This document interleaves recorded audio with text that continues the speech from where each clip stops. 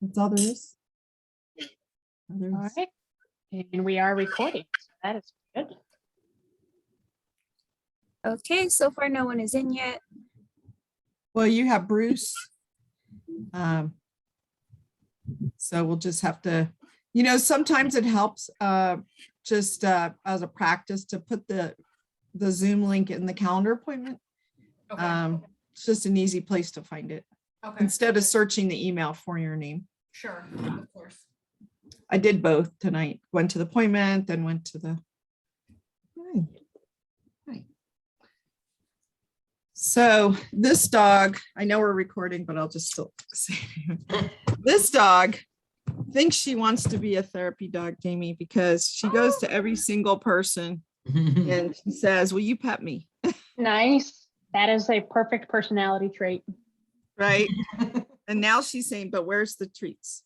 Where are the more treats? Like I've only had X amount." And does your dog do this like under the arm thing?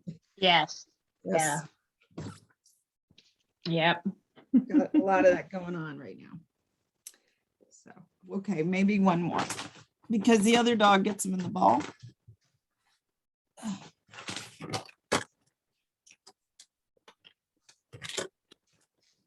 You go away.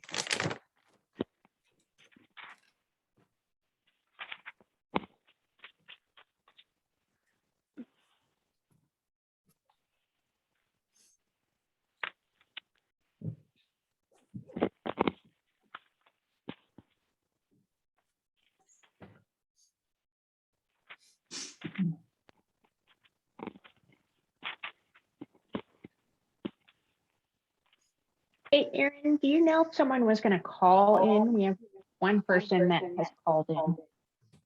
No one told me that they would be calling in. I just got RSVP saying that they would be here, and I assumed it was through Zoom because no one specified. Okay. This could just be a member of the public then just listening. Okay. But perhaps you could check with them, Erin. Yeah. Do you want me to send out an email right now or for the No, next- maybe you could talk to them. Yeah. Oh, I don't even see anyone who's calling in. Yeah, I'll click on it and see if they are. It's a member of the- Alicia Croft. She says she's a member of the public interested in the meeting. So Okay. Perfect. Thank you.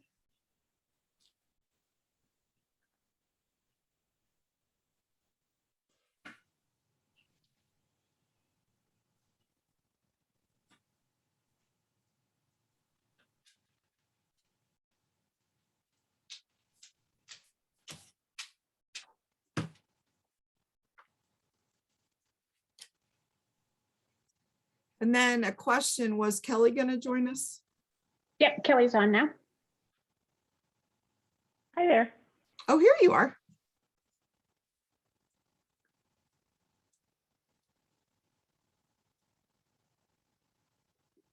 That's all there is.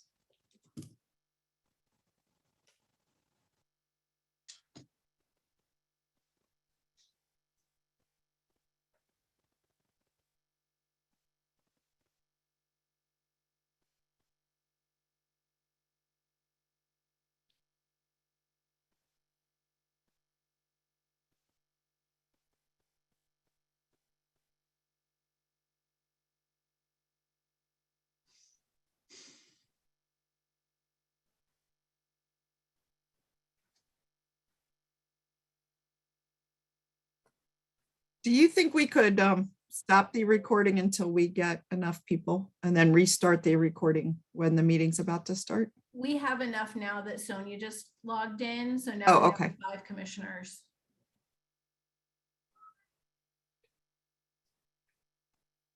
All right. Madam Chair, if you would like to start the meeting, you have enough for a quorum. You're on mute. Yeah. All right, that happens at least once a day. I apologize.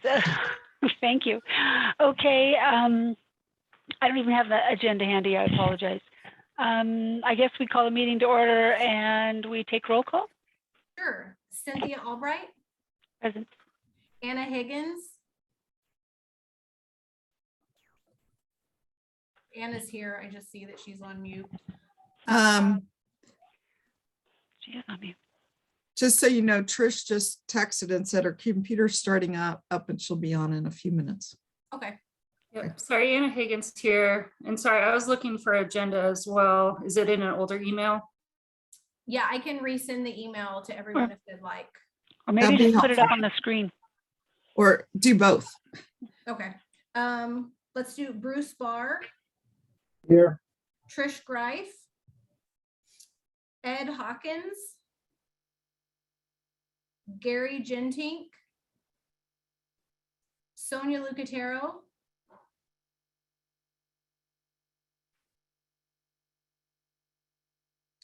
Sonia, you here? I see that Sonia's here. I just don't hear her. And Jason Ludden. Here. Okay, perfect. Thank you, everyone. And then I'll get that email sent out right now. So is the next agenda item approval of the agenda? It's public comment is the Okay, next item. I wasn't sure which one was first. Okay, do we have anybody in the public that wishes to make a comment on anything that's not on the agenda for tonight? Madam Chair, Trey Abney has raised his hand to do public comment. Take it away, Trey. Hey, real quick, Sonia texted me and said that she's she thought it was at McKinley Center, so she went there. So she's trying to figure out how to get online now. Okay. Well, it shows that she's online, but we didn't hear her, and she can certainly log in on her phone. Just, you know. Sonia, I see you've unmuted. Are you able to hear us?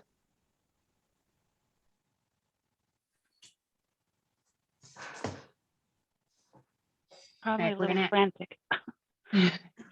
Yeah, we're gonna have to do a little pause because we want to make sure have There Yeah. she is again. there we go. And Trish is okay. So while Trish is connecting, I'll ask Sonia one more time. Can you hear us? Because we are unable to hear you.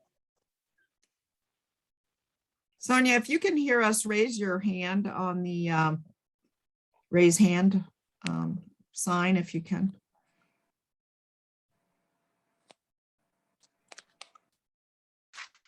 No.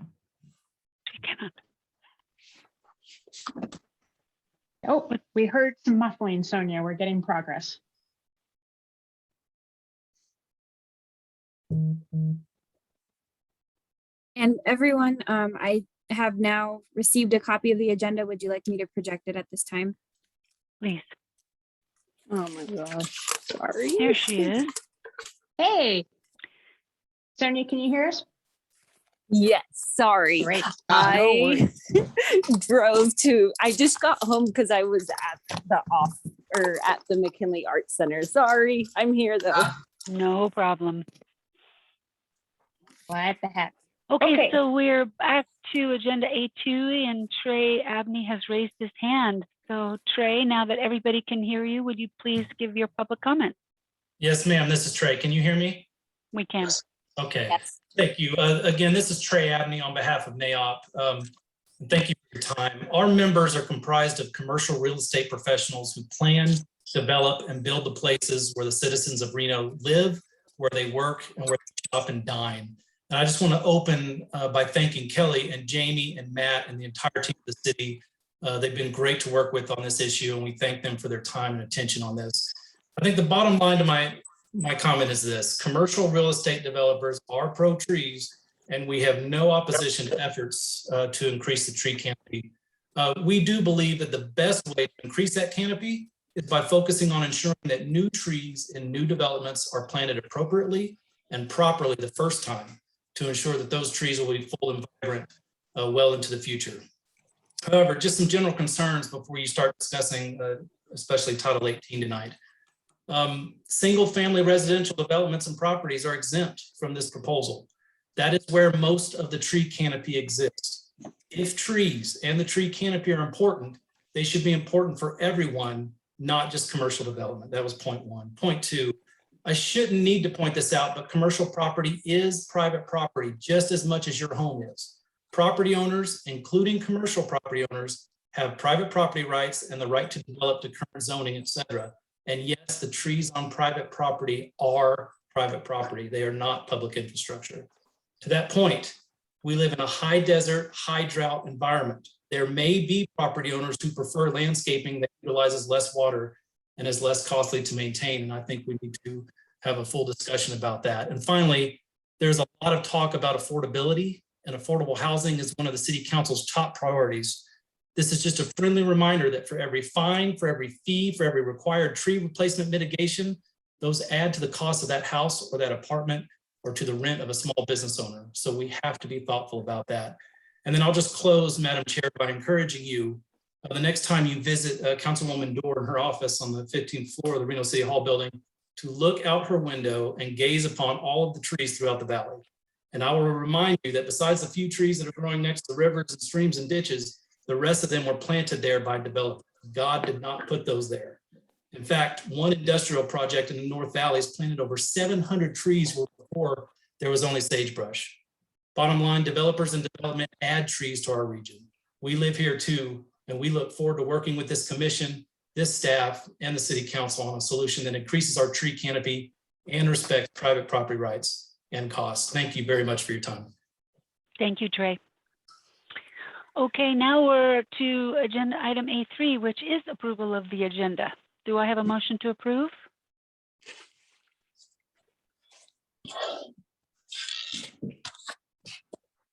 This is Anna. I forward a motion to approve the agenda. Thank you, Anna. Do I have a second? This is Bruce. I second it. Thank you, Bruce. All in favor, raise your hand by saying aye. Aye. Aye. All those in favor, or all those not in favor? Motion carries. Agenda item A4, approval of the minutes from September 29th and October 6th, 2021. Do I have a commissioner willing to make a motion to approve those minutes?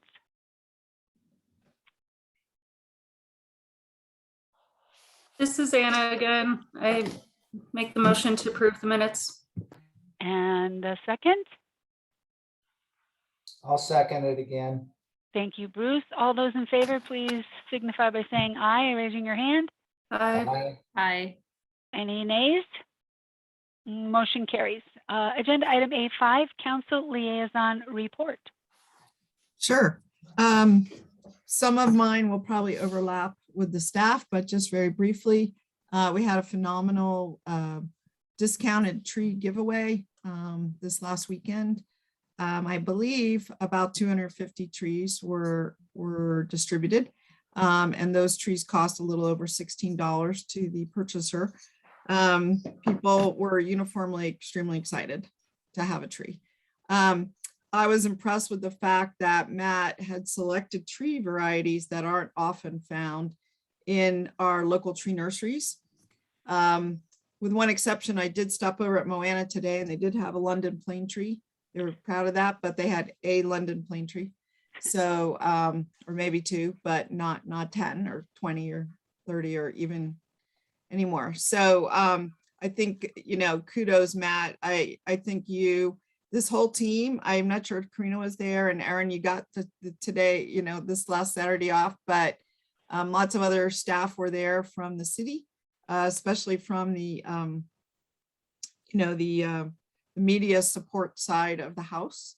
A lot of Matt's staff were there. And so it was just a tremendous event, and I can't say enough about it. We're going to continue to refine it, and we'll be interested to see Jamie and Matt, when you have sort of a post-event discussion on any improvements you'd like to make. It would be great if you gave us an update before you began planning the next one. And I don't know if you are planning one for the spring or if it'll be next fall, but I know that a lot of people, especially on my social media, asked for a tree, but they live just outside the boundaries of Reno in Washoe County. And I understand Matt said that he plans to partner with Washoe County next year, or next time. And so we should be able to satisfy a broader demand. And maybe we'll even have 2 distribution locations, one at Idlewild, maybe one out north or south. The second thing I wanted to mention was that a sad note on the way to the tree giveaway, ran into some people that appeared to be cutting trees without modifying their landscape plan on a previously permitted project. I don't have an update on that. I don't know if Matt does, but I know that our city manager went out there. I know that our new director of development, Chris Pingree, is involved. So I'm looking forward to hearing what the end result of that discussion was. And with that, I just, looking forward to today. So any questions for me? I don't have a question. I do have a comment, though. I myself have not been to the website to apply for a tree. I don't have any room for any more trees, but in working with our digital practice team, one of the things that we have on our sort of pages and links, if you will, is a share button. And I don't know if it's possible for next year, because I find that a lot of people, more people would probably like to have the knowledge of a tree or the ability to buy a tree at such a discounted rate. And if people who are interested and who do know about it could easily share that link with other people, and maybe they already can, but if they can't, I would put that down as a suggestion for next year. I was really impressed too at the giveaway that the folks at the city had arranged a QR code that you just put your phone up to, and it took you right to the Relief Reno page. And I thought that was a great a little addition. I thought having the city of Reno tablecloth so people knew it was a Reno event was a great idea. I love that Matt had come up with a version of a hang tag, which said the name of the tree. And then there were also planting instructions. So those were improvements from previous years. So all in all, there was just a lot good. And then the final thing I wanted to say is that, again, we'll hear from Matt's perspective, but Matt and I both participated in a conference this week. It just ended today. We both gave a talk on a panel together, plus Matt gave another talk. This conference was sponsored by the American Planning Association, Nevada chapter, and the Nevada Landscape Association, Northern Nevada chapter. And we had in our session, which was Matt, myself, a professor from Las Vegas, who's done a lot of really interesting work. I'd love for him maybe to make a presentation at this urban forestry at some point in the future. But also, we also had a member of Stantec, many of you know Barb Santner, speak. And our session was by far the most crowded of all the sessions. You know, even the main session that was live cast. So anyway, that's all I've got for today. And I'm sure Matt has more. Okay, Matt, agenda item A6, staff liaison report. Okay, yeah, I'll just try to keep it brief, but yeah, just to reiterate, we had our tree giveaway, our discount tree program this past Saturday that I think was very successful. Jamie was there and Matt and some Noemi from the city, so got everything together pretty smooth, and looking forward to doing that again. Looks like I think we're going to try and shoot for the 2022 program to be in the spring. Oh, great. Yeah, and then so that was a big success. So thanks everyone for your support on that. The other thing is this coming Saturday, the 23rd, we have a tree planting at Miraloma Park from 10 to 12:30 with KTMB. We're planning on planting 18 trees to replace ash trees that have been removed over the past year or two, which have succumbed to Western ash bark beetle. So we have a diverse bunch of trees to put in as replacements. So if anyone's available this Saturday from 10 to 12:30, we'd love to have some help from some commissioners out there to help the volunteers get those trees in the ground. And then again, just wanted to bring up the presentations that Naomi and I did at it was the American Society of Landscape Architects and the American Planning Association. So I gave a talk on designing tree pits, designing soil systems for trees. So I think that was a really good opportunity for us to get some information out there to the actual people who are planning these incoming projects about why it's important to have adequate soil volume and soil quality for new trees. It was pretty neat. I went out with an increment borer and got samples from trees in different planting situations to show where it's successful and how traditional tree pits are pretty uniformly fail as far as getting trees to grow. So I think that was really good information to get out to the people who are actually designing our future tree plantings here. And then I'll just. So where did you grab them from, Matt? May I ask? So there was in Sparks, they did a planting in 2000. It was planned in 2006. I think the installation was completed in 2008, called the Avenue of the Oaks. Mm-hmm. So it was kind of a neat case study because there's traditional 5x5 tree pits with that actually have structural soil adjacent to them. There's also some parkways that are on drip, and then there's also some turf areas. So it was kind of neat to show that they were all the same species in different planting situations, and the tree pits with the structural soil they grew an average of 1.4 millimeters per year, compared to the trees and turf, they grew an average of over 20 millimeters a year. So a huge difference. The ones in the tree pits are basically, to me, a complete failure. They've done nothing at all. Well, that's a lot like the ones in Virginia Street outside the casinos. They've done nothing for 20 Exactly. years. Yeah. Some of those are, most of them have grown, they typically grow the same thing, about the diameter will increase a millimeter or less a year. And they'll hang on for a while until they die and we replace them. So it's pretty clear that that style of tree pit design is ineffective. And I hope that we can, I know that the ASLA is pushed to allow the use of structural soil. And I hope that we can move away from that, because I find that it's not effective. So if I'm hearing you correctly, what you're saying is even though the ASLA organization here in Northern Nevada is pushing for structural soil, you are able to demonstrate to the audience that structural soil doesn't promote tree growth as other options do. Yes. Matt, I have so that's an important point, and it may come up when we get into that section, when we present the information to that council, where we've spec'd out certain things in this ordinance, or in, your soil types and other things. The question I have, just back on the tree giveaway, is I know we had some trees left over and some people signed up for a second tree. Were some of those distributed this last week? The people who sign up for extras, I haven't had time to call them. Follow up with them. Okay. I suggested some people call the office. I wasn't really sure what number to say, whether it was Aaron or you or someone else. But people have reached out to me and said they didn't have the truck. They didn't know they didn't need a truck. So I told them to call you guys, that you might have some extra trees.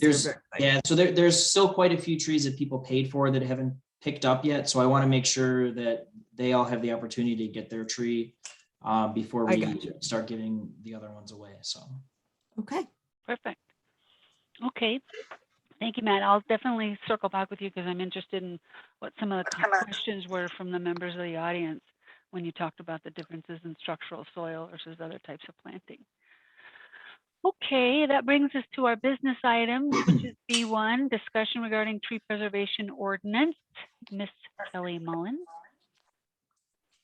Thank you, and thank you for everybody being willing to meet again today so we can make additional progress and hopefully finish up our discussion on the Title 8 and Title 18 code changes. So where we left off on October 6th, as I believe we were just starting section 832.060. So what we would like to do tonight is hopefully get through the rest of Title 8 in 45 minutes or less, and then move into reviewing Title 18. We had requested comments to be sent from the Urban Forestry Commission to us by last week. We did not receive any comments in writing. So I'm not quite certain if that means that there are not comments or concerns on the remaining Title 8 and 18 section. But since we did not receive those in writing, we don't have a compiled document to be able to provide to the group this evening. So what we would like to do is, instead of going through line by line on Title 18, just put it out to the group and see if we have any high level concerns or comments to be discussed this evening. So that is the plan that we would like to move forward with tonight. And with that, I'm going to go ahead and send it over to Matt to continue that conversation regarding Title 8. And again, we left off, I believe, just at the beginning of section 83260. Okay, so so Kelly, do you want to just keep moving along how we were last time? Yes. Okay, so does anyone have any comments about this section 8.32.060? I do. Okay, Pretty simple. Subsection A, first paragraph, where it says the work should be done, I think that should be shall be done. I think should be shalls.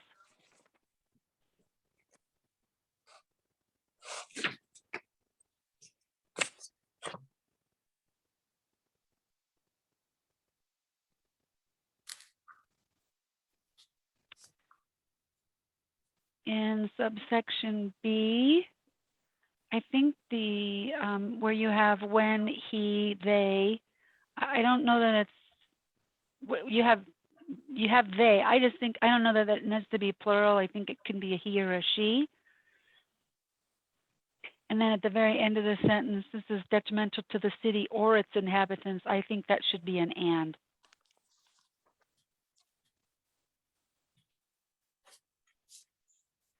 In section C, the word shall after urban forester, I think that should be removed, and it should be anytime the urban forester finds that the terms of the permits have been.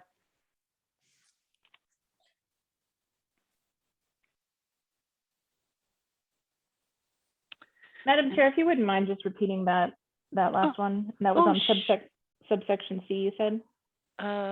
C? Oh, yeah. Here under at any time the urban forester, I would recommend deleting the word shall, making find plural. So it reads the urban forester finds that the terms of the permit have been.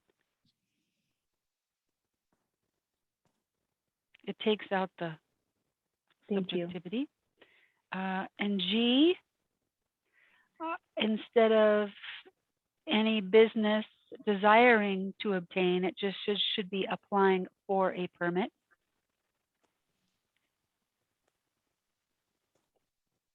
And I have a general question about this. I don't understand really why a business has to have at least one employee. I mean, because that one person could be a one-man business and be ISA certified. But the way this is written, I don't think they could apply for a permit because they don't have an employee. Or does this mean that as a business, you are a single employee? I just wasn't clear. Because it says must have at least one employee. So I know that's semantics, but. Well, and further, it should say shall be performed by a business with at least one employee, not may. Right, mays and should be shalls, but I guess the question was, if I'm a business, Bruce, and I'm one person, I qualify as being able to apply, correct? Yeah, I would Okay. assume so if you're self-employed, yeah. Okay, good. I just wanted to make sure we all agreed that that's what that meant. so Kelly, do we need to maybe look at just how that reads? G, because I think Cynthia's right. I mean, we did intend it to be that a a sole proprietor of a company who doesn't have any employees, but who is a certified arborist may Apply. they may perform the work. Correct. Yeah, that was the they may be intent. permitted to do that. Okay. Okay.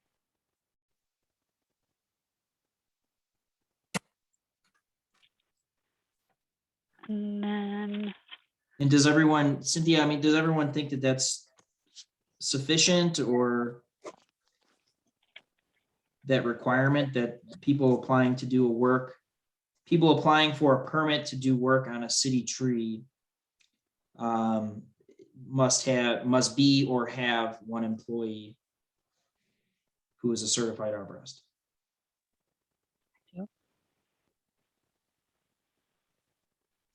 Because I was, we also talked about in the arborist should be supervising or performing the work. oh, I see what you're saying. Yeah, we did talk about that. Yes, I do think that the clarification of,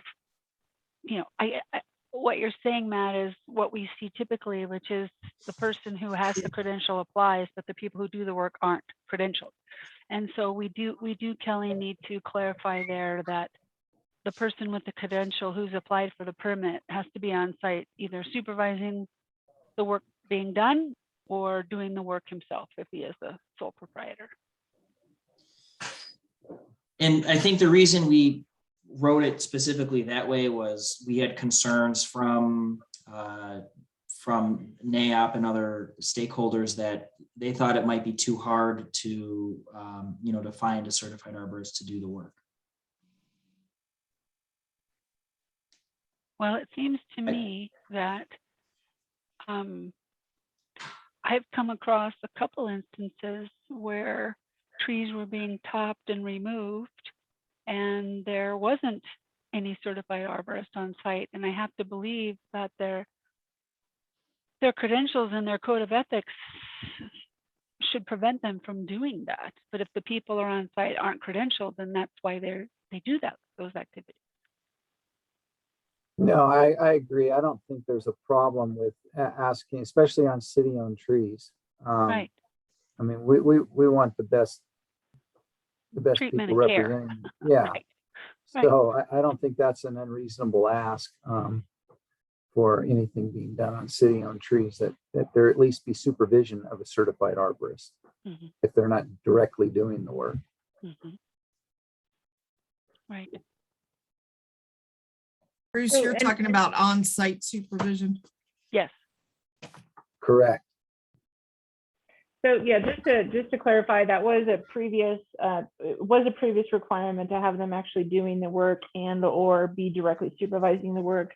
And the proposed draft does modify that to make sure that there is at least one on staff, but not necessarily being the one doing the work. So it sounds like from at least two of our Urban Forestry Commission members, the request is to have that go back to the previous code standard. Is that, and can I just quickly poll our other Urban Forestry Commission members as well to see if there's consensus on that particular item?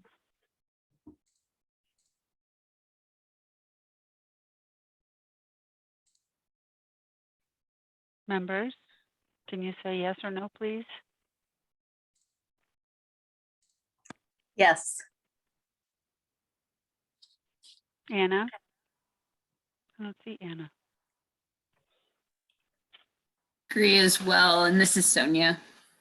Thank you, Sonia. Yes. I agree, This Anna. is- Jason? Yes, I agree. He's a yes. So there's universal concurrence with those in attendance. Thank you. Just as I just looked on the International Society of Arboriculture website, and within 25 miles of 89501 area code, there are 61 certified arborists. So I think, in my opinion, there's plenty of arborists who can perform the work. I would agree with you. That is actually way more than I would have anticipated. Before we Okay. go on to too far down, you're down to G, I think. I had a few suggestions and maybe others did on the A, B, C, D, and E.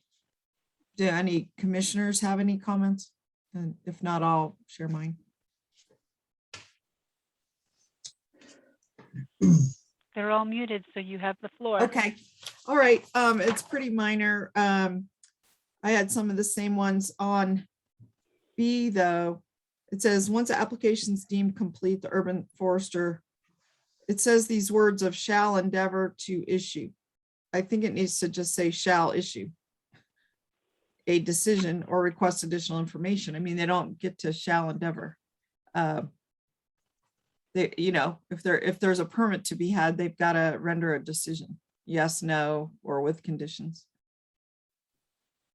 So that's my recommendation on that one.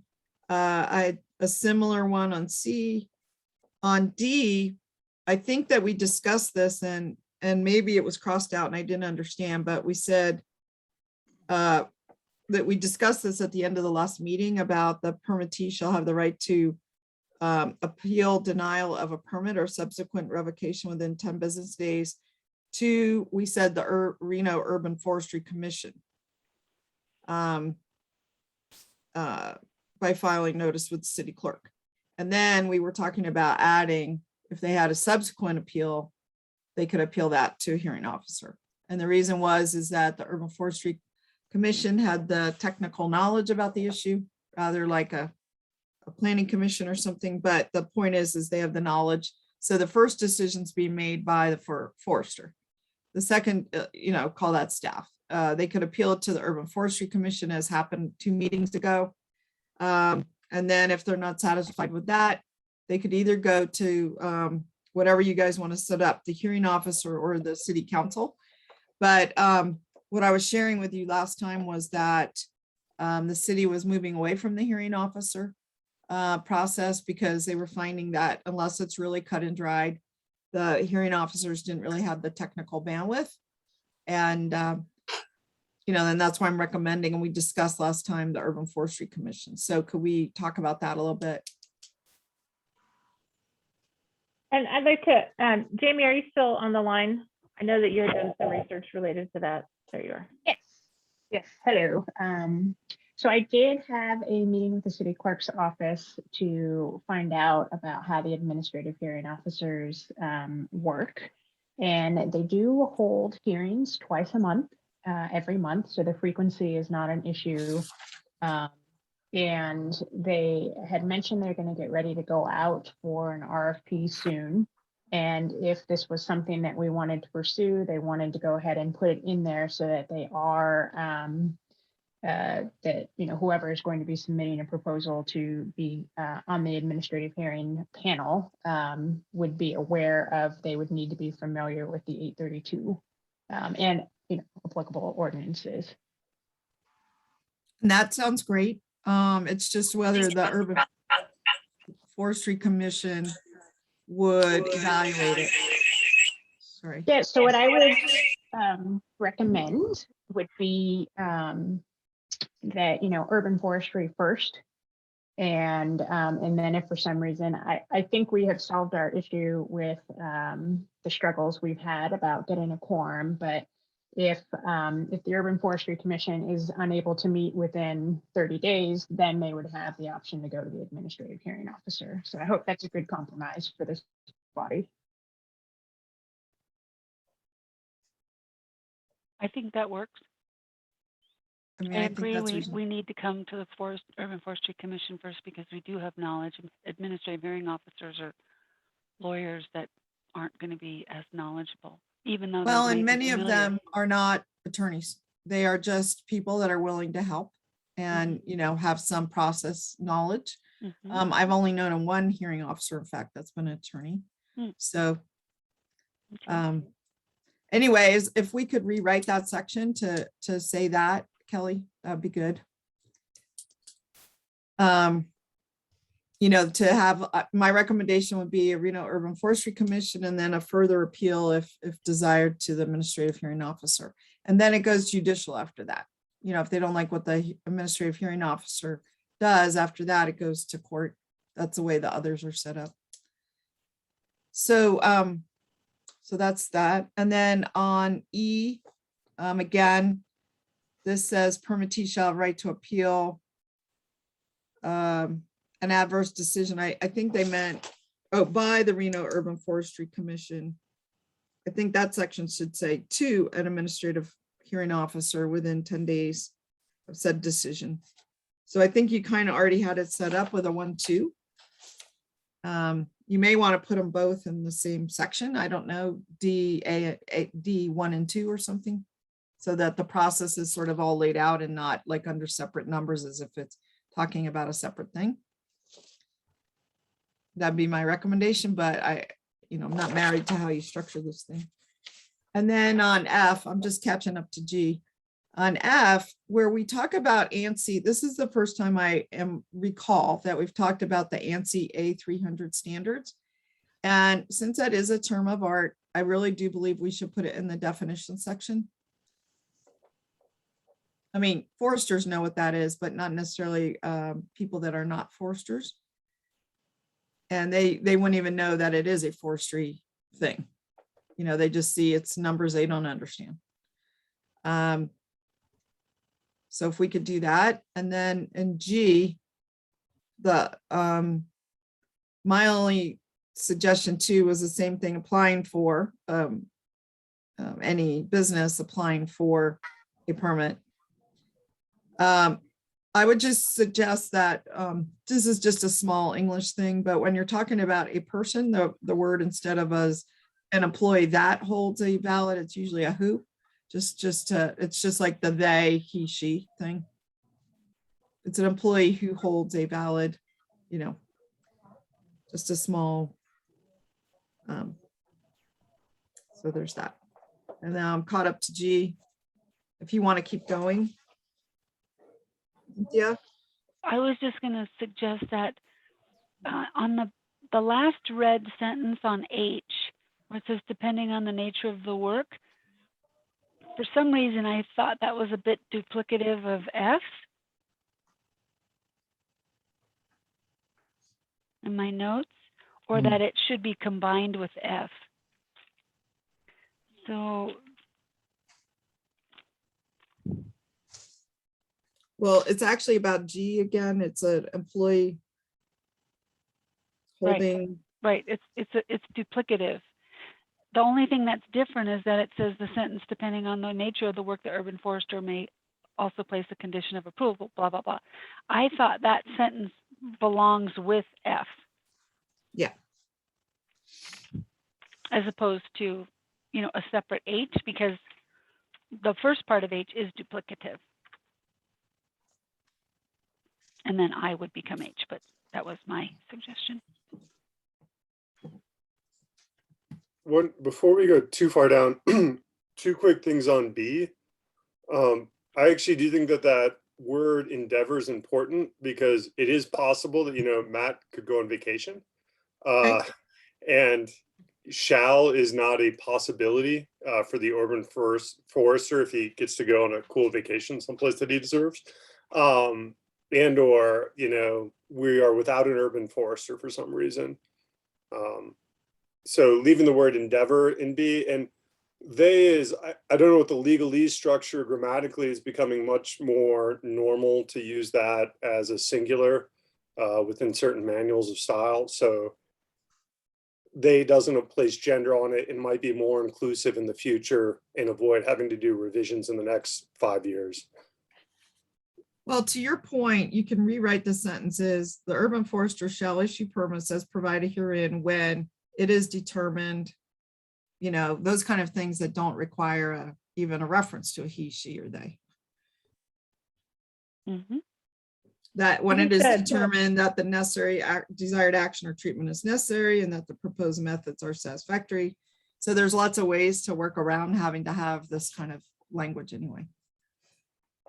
And just a note on the he, she, they, that was a purposeful change to change it from the he, and recognizing that, yes, we may have a female urban forester in the future.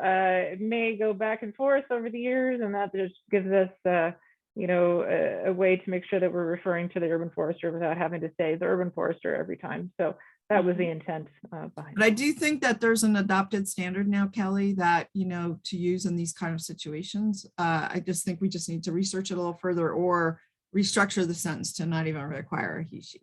But we totally admire your effort to make this gender neutral. 2 thumbs up, or at least 2. And Jason, I apologize. I didn't know that it is now common practice to use they when it's sort of replacing something that's singular. I just didn't know. Chicago manual says one thing, MLA says another, APA. It's a fun argument. No, not really, but yeah. Yeah, I just don't want it to be a plural if it's not a plural. And the term urban forester is clearly singular, but I agree it can be rewritten to not even need a reference to he, she, they, or any other. So what about the issue about endeavor? I mean, I think in a permitting scenario, people need certainty, and whether the urban forestry position is filled or unfilled, there's always got to be a backup at the city, you know, to perform a permitting function. You don't just stop. Let's say that the position is vacant and they're recruiting for 4 months. We're not going to stop issuing permits. So we're going to have a backup situation. You know, maybe the landscape architect, the new one, gets involved, or I'm sure the community development or development department will figure it out. The question I have is, who deems the application complete? If the urban forester is the one to deem the application complete, then if Matt's going on vacation, he's just not going to deem anything complete until he gets back and gives himself 10 days. It's not the date of submission. It's the date it's deemed complete. Correct. If I read that correct. Could So you just make it say the urban forester or designee, you know, as determined by the you director? could do that as well, or his designee. Yeah. Not his designee. They Just joking. whatever. If I may add a little bit of clarification on that particular piece, you know, it is somewhat unusual for us to put review times into code. Generally, that's something that's, you know, practice procedure. We do want to be able to provide some certainty in terms of expectations of you should be able to expect a permit to be reviewed within that time frame. But certainly, as one of the other commissioners mentioned, things do come up. Extraordinary circumstances do happen. We don't necessarily want to, you know, put the urban forester in a position where it's that permit shall be issued or what. You know, we don't want to necessarily go down that road, but it does provide some level of certainty to the public that that is the goal that's out there for getting the permit out and a response to the applicant within that time frame. So I just want to Really, maybe you could check in to see how it's done elsewhere on other permits. I mean, I agree with you about the, usually those kind of things aren't in ordinance. They're more like on the form or, you know, a separate thing that's adopted. I mean, what's your suggestion? You know, how do they do it in other permits? So for building permits, right now, that is a similar timeline for that first permit, where the goal is to turn it around within that 10-day time frame. Okay. But of course, that doesn't always happen, because it's certainly when you get a high volume of permits or extraordinarily complex permits, or, you know, things happen. But that is the goal, to be able to turn it around within. Okay, I'm totally fine if that's the way it's done elsewhere. That I just wanted it to be consistent. I didn't know that. I think that word endeavor also gives a nice amount of wiggle room, that you would still give a builder or something some legal ease to say, well, Matt or the city is not endeavoring at this point. They are being lax in their process. But, you know, and it puts a little bit of need for us to prove that, you know, we are endeavoring. So I think that that's nice. It still gives them a little bit of, it gives them an argument to move things along, but it doesn't stick us with that exact 10 days, which might not always be possible.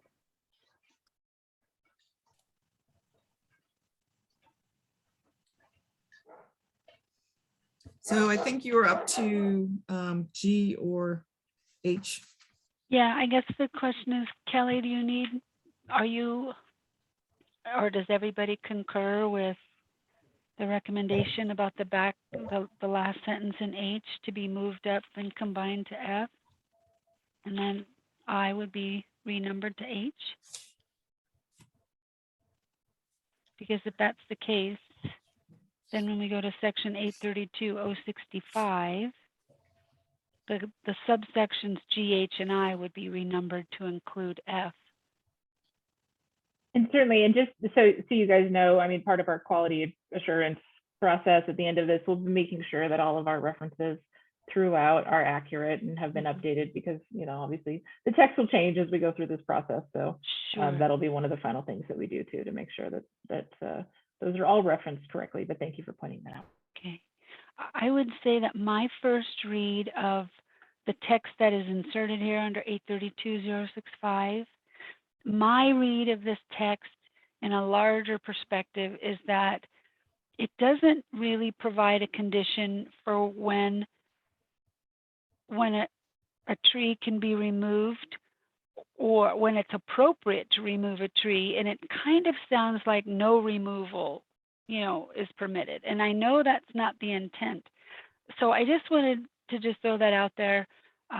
Maybe I don't have any words to correct this now, and I know it's all new text and I know it's all well-intentioned. I just kind of read it that way when I read over it a couple times. When we come to defining what it means to fully install, I don't know what that means. There's just a lot of terminology in this paragraph and subsections A and B that sort of weren't as clear as they could have been. And without totally deconstructing it, which I don't want to do, I just thought I would throw those larger points out. I had some comments on here. I don't know if others do. I agree. I wrote at the top that it was confusing overall. And let's go to the last sentence of the first paragraph where it says, if it is not possible to fully install the required tree protection, the applicant shall either, I was going to recommend different kind of words that say something like, to demonstrate no harm to public trees, the site owner or the owner must, and then you go into A and B. These are demonstration processes to show no harm. So it's not if it is not possible to fully install, it's in order to demonstrate no harm, you do X and Y. Right. It has a more positive, direct tone, Mhm. clearer directive, if you will. So the reason I think that it words that way is, if it's not possible to fully install the required tree protection, that means that, so the required tree protection is a detail that shows, for example, that you have to put a tree protection fence around the whole drip line of the tree. So in the case where, say, the tree is a parkway tree and the canopy extends over the abutting property where work is to be done, and there's no way that for them to completely put the tree protection fence up as specified, then at that point, they would be required to have a tree protection plan produced by an arborist who has the skill to look at what the constraints are and come up with the best that that we can expect to preserve the tree. So just like when we go out and, when my staff goes out and does rip pruning on a tree to accommodate the sidewalk, that's beyond what would be, deemed, if we put a tree protection fence around the whole tree, we wouldn't be able to fix the sidewalk. If that makes sense. I think the way to address this, and this is why I thought this was so confusing and it seemed at odds to our current ordinance. Our current ordinance requires a tree protection plan and to be done. And the way you demonstrate that you're not harming a public tree is to do that plan. And the plan would be specific to the site. you would say, like, I can't put a fence around this area, so I'm going to do a different thing. You would submit and have approved the tree protection plan. So, and then it's clear as day to everyone. Here's the plan. Everybody knows it. You know it. They know it. Everyone knows it. It's not up to like, well, here's the standard, but if you can't do it, then you come up with this other thing. All the tree protection plan has to do, if they're going to comply with all of the standards, all they have to say in the tree protection plan is, we will be following all city standards. And, you know, perhaps you might require a demonstration or a description section, you know, but it could be a very simple thing. But if they're not going to be, it might be a more complicated thing. But I think in all instances, I don't think we want to suddenly not require this. And I would certainly like to retitle it, because I think these terms of tree protection plan have been confusing in the past over and over. A lot of people thought, well, I don't have to do it. I'm not doing X or I'm not doing Y. It wasn't clear. And I think this does not make it clear either who has to do one. Like when you have a thing like this, you want to make it really clear so everyone understands what the threshold is when you need to do one. And I just didn't see that here. Well, I think you have to do one anytime you're doing work around city trees, period. No, So well, I what would agree, what- but that's what not what Matt- this says. Well, what Matt is trying to say is that means that you're going to fence off and avoid the drip line of every tree that could be potentially impacted by your project.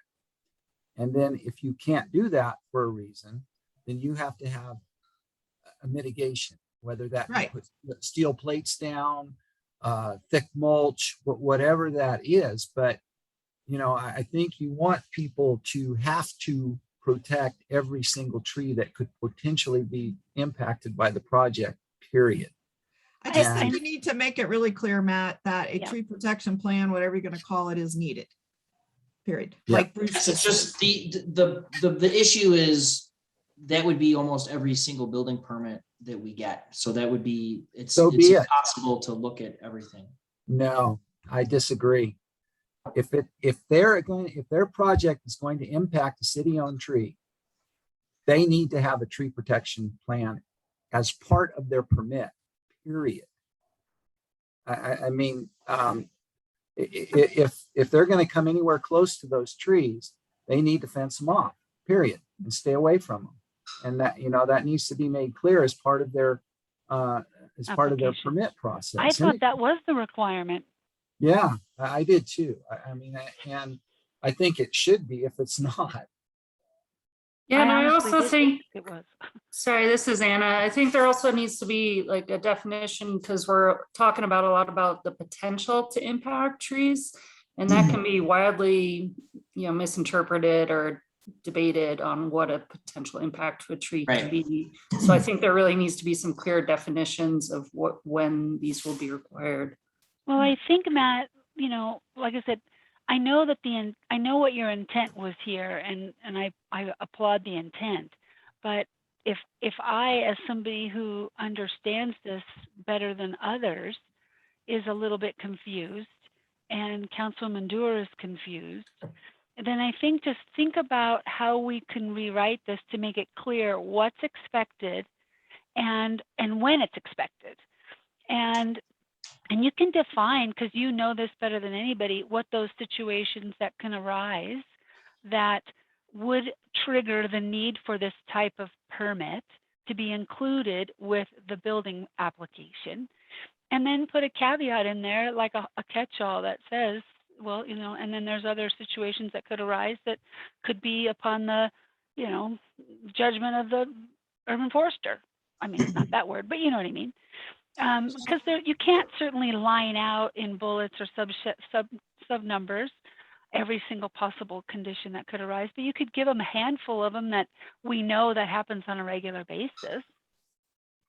Yeah, So let me I- give you some examples, Matt. I'm sorry let me just jump in here for one sec. Just so you understand, for example, on every building permit, they have to contain flow off the site with a kind of berm or something, so sediment doesn't wash off the site. That's written into the permit. I mean, maybe it's not a separate permit, but it's a separate section of the building permit. which lays out what the criteria are for protecting the public trees that are next to the site. I mean, you can make it very routine. You can either require a separate thing, an addendum, a separate section, but they have to have it on every building permit. They have to follow the electrical code, the plumbing code. They have to not have runoff off the site, et cetera, et cetera. So some people from this group might remember I did come up with a tree preservation permit kind of application that was, in the way that I produced that was in a way that I tried to make it so that anyone could understand it. You didn't need an arborist to fill that out. I think there was a lot of concern about that internally, about requiring that permit as much as everyone here kind of has brought up that should be required. So we kind of moved away from that. But I think maybe we can go back to looking at that internally. Maybe Kelly and Jamie and I can look at that again. And there have been some turnover at the city here. So maybe it's worth looking at that again and how we can insert that back into the building permit process. I think that's a great idea, Matt. I just want to make sure that we're not being onerous, but we're being vigilant in protecting public trees. And so if there's circumstances where specific activities do present a potential harm to public trees, then they have to get a permit. Otherwise, they don't have to get a permit. Right. Whereas this kind of reads more of we are assuming compliance, and where the urban forester can basically issue a stop work order to make sure that the project does come into compliance. So whereas you are suggesting that we're more proactive and we require the permit on the front end. If the situation is warranted, yes. I think. Yeah, go ahead, Bruce. Well, what I'm thinking is that, as like Naomi was mentioning, there are certain things that are just part of every permit, every building permit. So tree protection would just be one of them. So the only time it would come up to something specialized that should even cross your desk or you should get eyes on is if they cannot, for whatever reason, accommodate those specific tree protections, i.e. the drip line being fenced off. They're unable to do it. In order to drive into their property, they're going to cross over the drip, under the drip line of a tree. So that's when it comes to you, and you approve whatever mitigation they come up with, propose. If they're able to fence off the trees and that's all, that's all fine and good, you don't even have to worry about it. That just gets stamped on the plans and they're good. If the building inspector goes out there and sees that they're parking equipment, up against a tree, then that's a violation, period. But if they're fenced off and they're in compliance, then it shouldn't be anything that you really have to deal with. It should be part of the permit process. They have to protect the trees, period. Can I ask a question, Bruce? Sure. I completely understand what you're saying, and I couldn't agree more. My question is, from the building permit perspective, and from an applicant's perspective, and from what I see in the field during construction all the time, the plan says one thing and what goes on in the field is another. But if the plan shows a fence around, a certain diameter from the tree, most likely the plan is not going to show where the true drip line is. And certainly that's putting the onus on the building official or the personnel in the building department staff to understand that the tree canopy and the drip line are one and the same, and looking at a plan and not really knowing what they're really looking at in order to process it properly, I guess is my question. Right. So how best to deal with that? I know there are certain computer programs that will extrapolate, and it's not an exact, one-to-one, but if you have a certain diameter of trees, which I'm assuming that most of the trees that come in on the plan and city on trees are going to show where the trees are at and what their diameter is at the very least. well, Matt has that software. The Yeah. question is And can we that- direct this building official staff to access that information when they're looking at the application itself? You would sure Madam- think so, or at least put it in the plan set that's the agreed, that they will put fencing, protective fencing around the drip line of the tree. Maybe we need to clearly define what the drip line of the tree is. I think we And then once that's stated, as long as they're able to do that, fine, it's all good. They've protected the tree to the best that they can. And then Matt wouldn't have to worry about it unless somebody tells him that, hey, they're not really following that rule. Their fences are down more than they're up. They're throwing Right. crap in there. They're dumping dirt up on it, and rock and all kinds of stuff. That's a separate issue. Then they're not following the plan and they're not in compliance. Madam Chair, if I may, I think that staff is definitely understanding the direction from Urban Forestry Commission. We know we've got a lot of work in this area to do better communication between our development services, Public Works, and our department. So I think if this group is comfortable, we know that we understand that we have to define this section a little bit better, make it more clear. And then also, that's on the ordinance side of it. And then also on the back end operationally, we need to create much better processes and procedures internally. And as Kelly had mentioned, or Matt, we've had a change in leadership, and I feel pretty confident that we're going to be able to get this squared away over the next couple of months. That's great. Jamie, I have a question for you, for everyone, and that primarily you and Kelly, and that is, and Matt.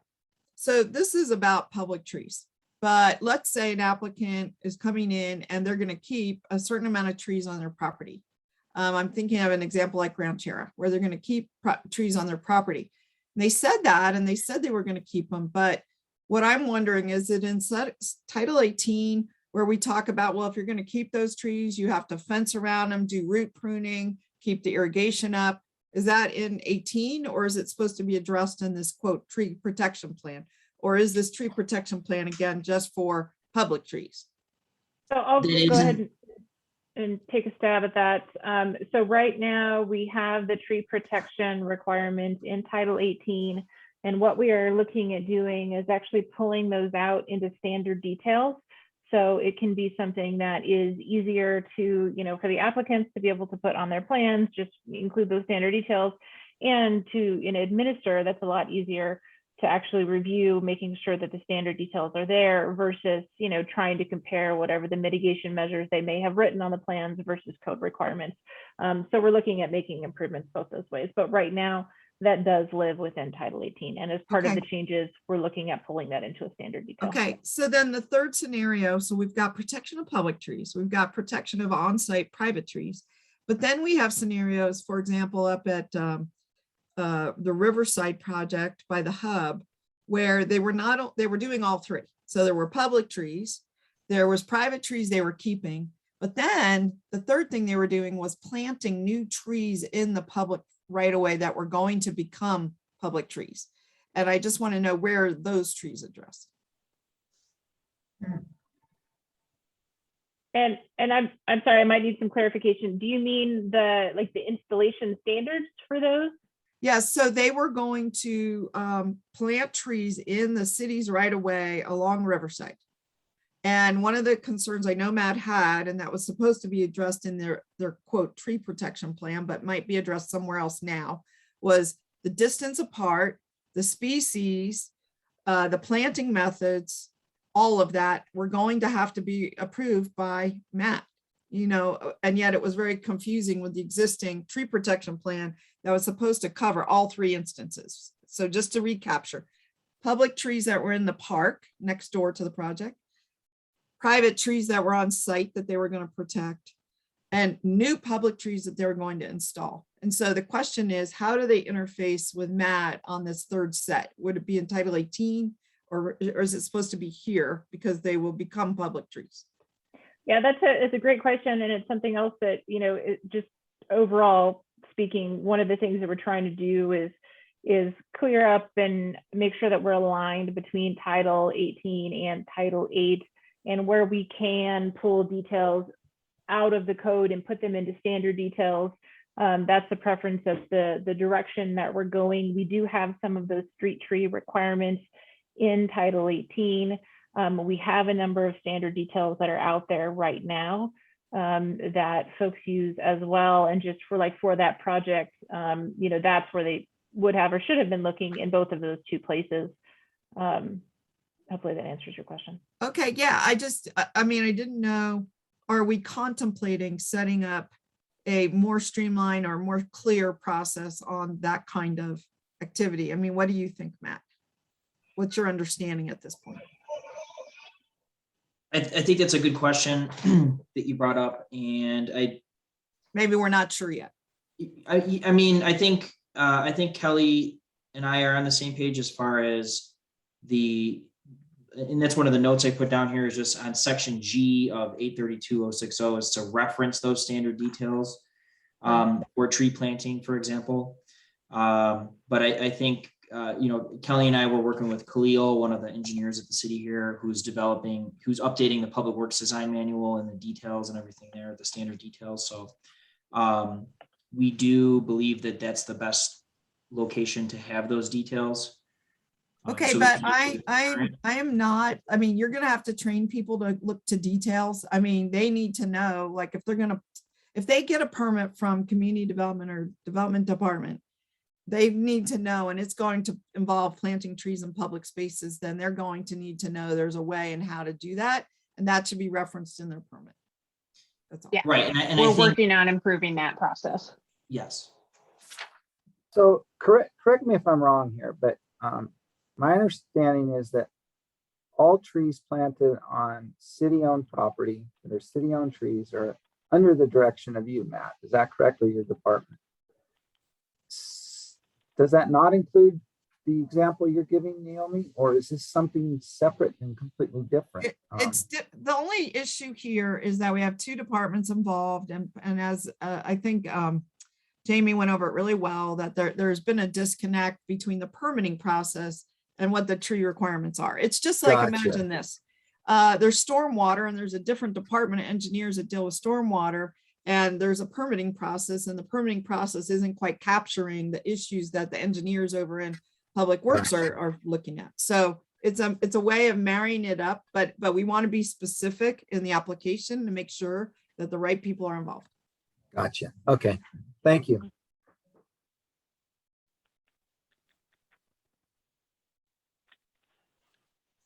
Should we move on? I think, yeah, we're good to go to 070. I would just recommend in the title, since we continue throughout the course of the rest of the document to use the word trees and plants Right. together, that we add that in the title. And my only question I had too was on G of this section. It says it shall be unlawful, right? And then it says, I think it shall be unlawful to do any of the following acts on public property. Permitting, maybe the word here should be allowing instead of permitting, because permitting sounds like a permit, but allowing any toxic chemical. I think that it should be, take the word toxic out, because again, I think that is subject to interpretation. So I think chemicals of any nature, whether, is bleach a good thing? Sure isn't COVID. A bad thing on plants? Yes, not good. I think we should just say any chemicals to seep, drain, or be emptied into on street property. So we don't have to get into a qualitative assessment of whether it's toxic or not toxic. But I don't know if that's something worth even discussing. This is Anna. I appreciate those changes. And then I would just say for H&I know that we were talking about just trying to get the language all in line. So if we want to continue with the trees and other plant material, instead of having trees, plants, shrubs, or vines, whereas in other places we had other language as well. And I would add that there's no mention here about what happens if you just turn the water off. I think it should be clear that that's also a violation, or that's also injuring plants on public property. If you dislocate or turn off the water service, which many people we all know have done in Or years even past. just failed to maintain. Yeah. Yeah, I think we need this section to be clear about our expectations of maintenance, which includes, proper pruning and water. Hmm. I mean, because all of the lack of those activities is what slowly injures the plants, right? The trees and plants and public property. And I guess the question here is, who is this section directed to? Is it Parks, who's maintaining most of the trees on public property? Actually, maybe not. Is it trees in the right of way that are being maintained by the adjoining property owner? Is that the ones?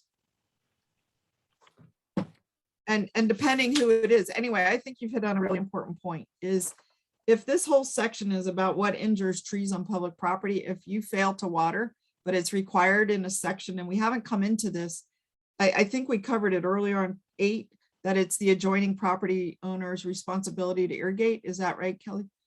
Correct. And yeah, this isn't, I'll just point out, this is legacy language that's been in there, it looks like since the 60s, some of it the 90s. Yeah. So that's part of it. But yeah, I appreciate the comments and the additions. And certainly when it comes to the maintenance responsibility, yes, we tried to add that in the previous section and ensure that the adjoining property owner understands that they are responsible for adequate irrigation for those trees. I would say that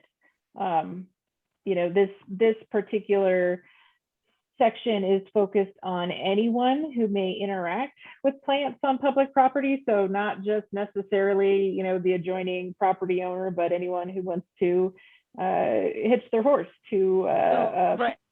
And that's, public I mean, plants or that's paint or post and those kinds of things.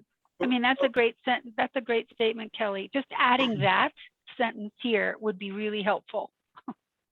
That it applies to anybody who interacts with any public tree in public right of way. And Kelly, I'm looking at G. Do we even need that line? It's not even talking about trees or plants at all. It's actually falling under a law that already exists, that you're not allowed to put chemicals in public right of ways. Or am I missing something? I think that's a good question. I'm going to defer to Matt and Jamie if they feel that that is a necessary section to maintain. I don't know how common or frequent that kind of occurrence is, but I think it's a good idea to keep it in, because here's what's happening. There's a quarterly, I believe, hazardous waste allowance. You can go one time a year to dump hazardous waste, which includes oil, paint, gas, anything. And for the people that live out near the desert, they tend to do it out near the desert. For people that live in more urbanized area, they tend to pour it on areas where to have grass or trees. They just figure, oh, this is just fine. I mean, that's one reason I added hazardous waste cleanup to our cleanup at Damani Ranch in a couple of weeks, is because this is such a common problem. So they figure if it's somebody else's tree, like in the right of way, I mean, in the landscape area. So I think it doesn't hurt. And I also like it in there because there's one situation in Midtown right now where there's a business owner who washed some sort of chemical into the tree pit and killed the tree. So it's nice from my perspective to have it specifically written in here as far as code enforcement goes. I agree as well. This is Sonia. I also agree with keeping that language in there, because I know that with certain car washing soaps, excess of those are really bad for trees and vegetation as well.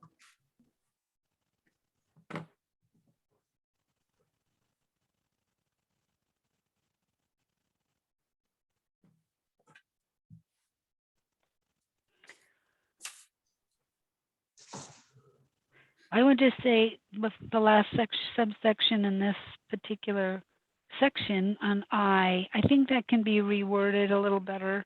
It's really wordy. We're not going to be using shrubs and vines, so it's just public, trees and plants. It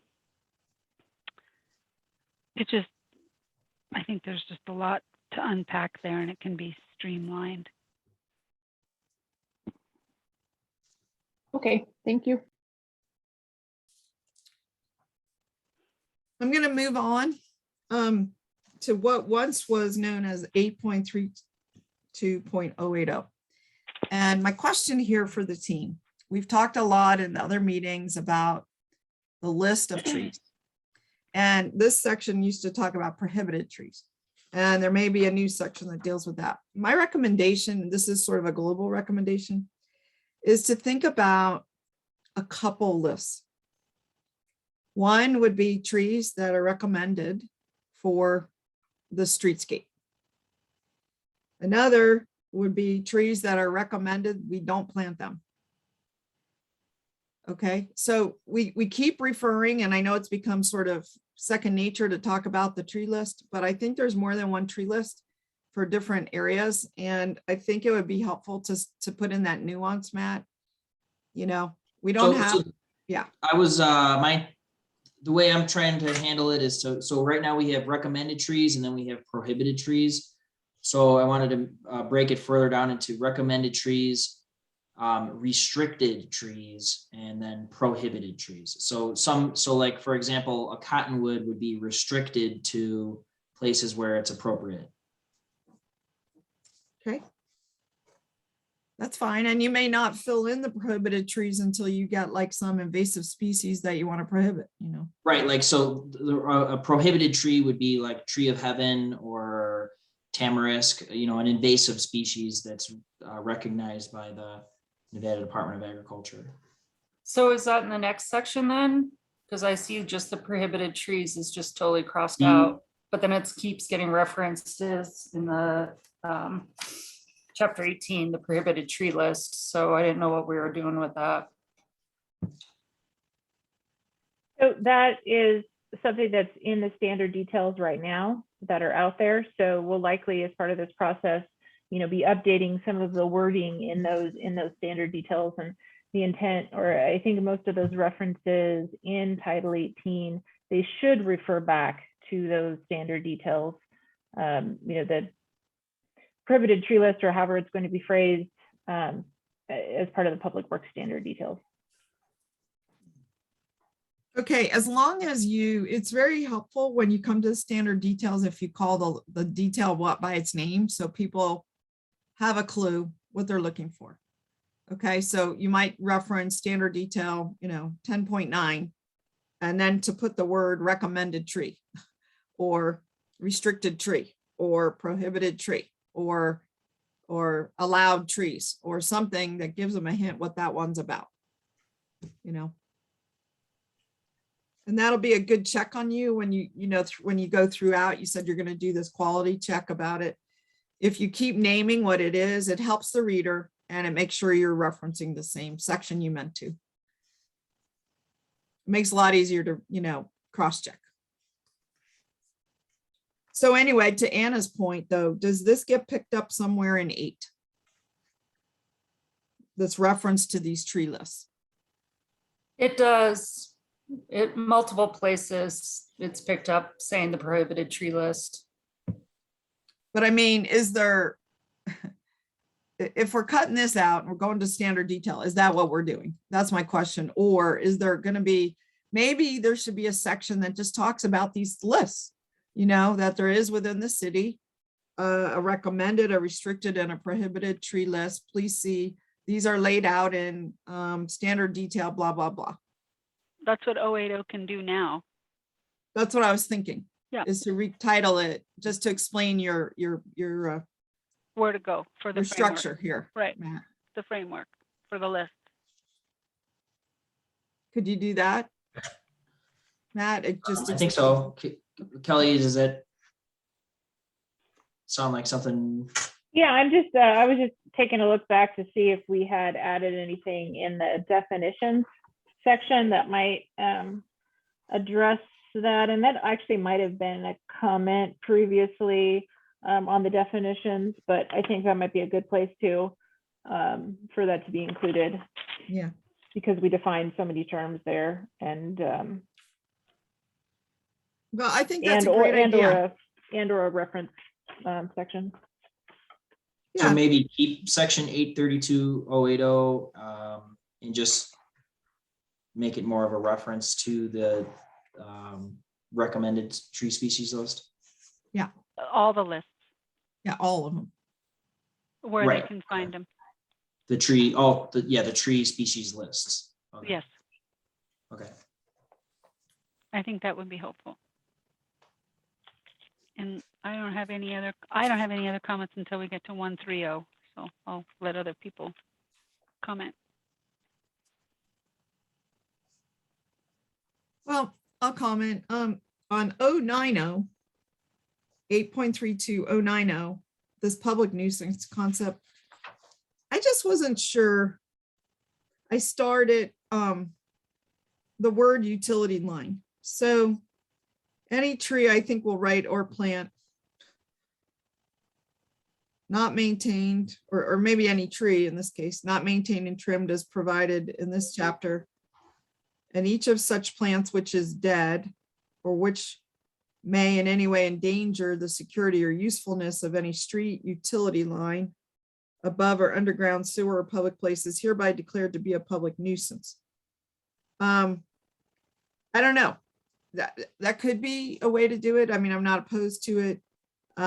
Obviously, we might care about, like you guys put, sewer, might be other kind of things too. I'm just not sure. So I just wanted to, I'm starring this to come back to later and just make sure that we've done everything we need to in that section. We just had a conversation internally with development services yesterday about that kind of addresses this. So I think maybe Kelly and I will look at this later and address the Maybe what this sync it section up says. Yeah. with Mhm. whatever practice you're wanting to implement. Right. Okay.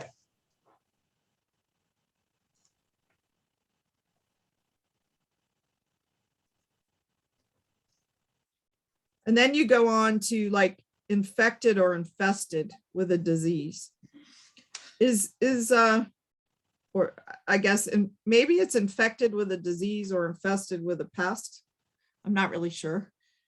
You know, it was kind of confusing the way it was written, infected or infested with a disease or a pest. I don't know what the right terminology is, but I thought we could clean that up a little. It's infested with insects or infected with disease. Right. So you might want to just make that that small change there, Kelly. We're on 8.32.110. So change diseased to infected. No, and it would say, which is determined to be infected with a disease or infested with a pest. Okay. Okay. Oh, I see. Yeah.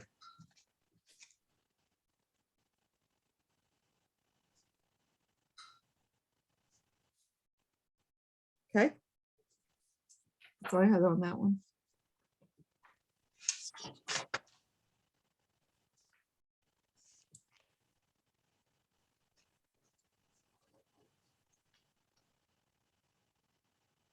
So Matt, do you deal with much of that on private property, or do you let Nevada Division of Department of Agriculture deal with those? Yeah, I very rarely deal with it on private property unless the tree is becoming a hazard because it's, so like an ash tree that's dying from Western ash bark beetle that could fall into, parts of it could fall into the public right away, we would deem that a nuisance. But I wouldn't deem it a nuisance just because the beetle is present. Gotcha.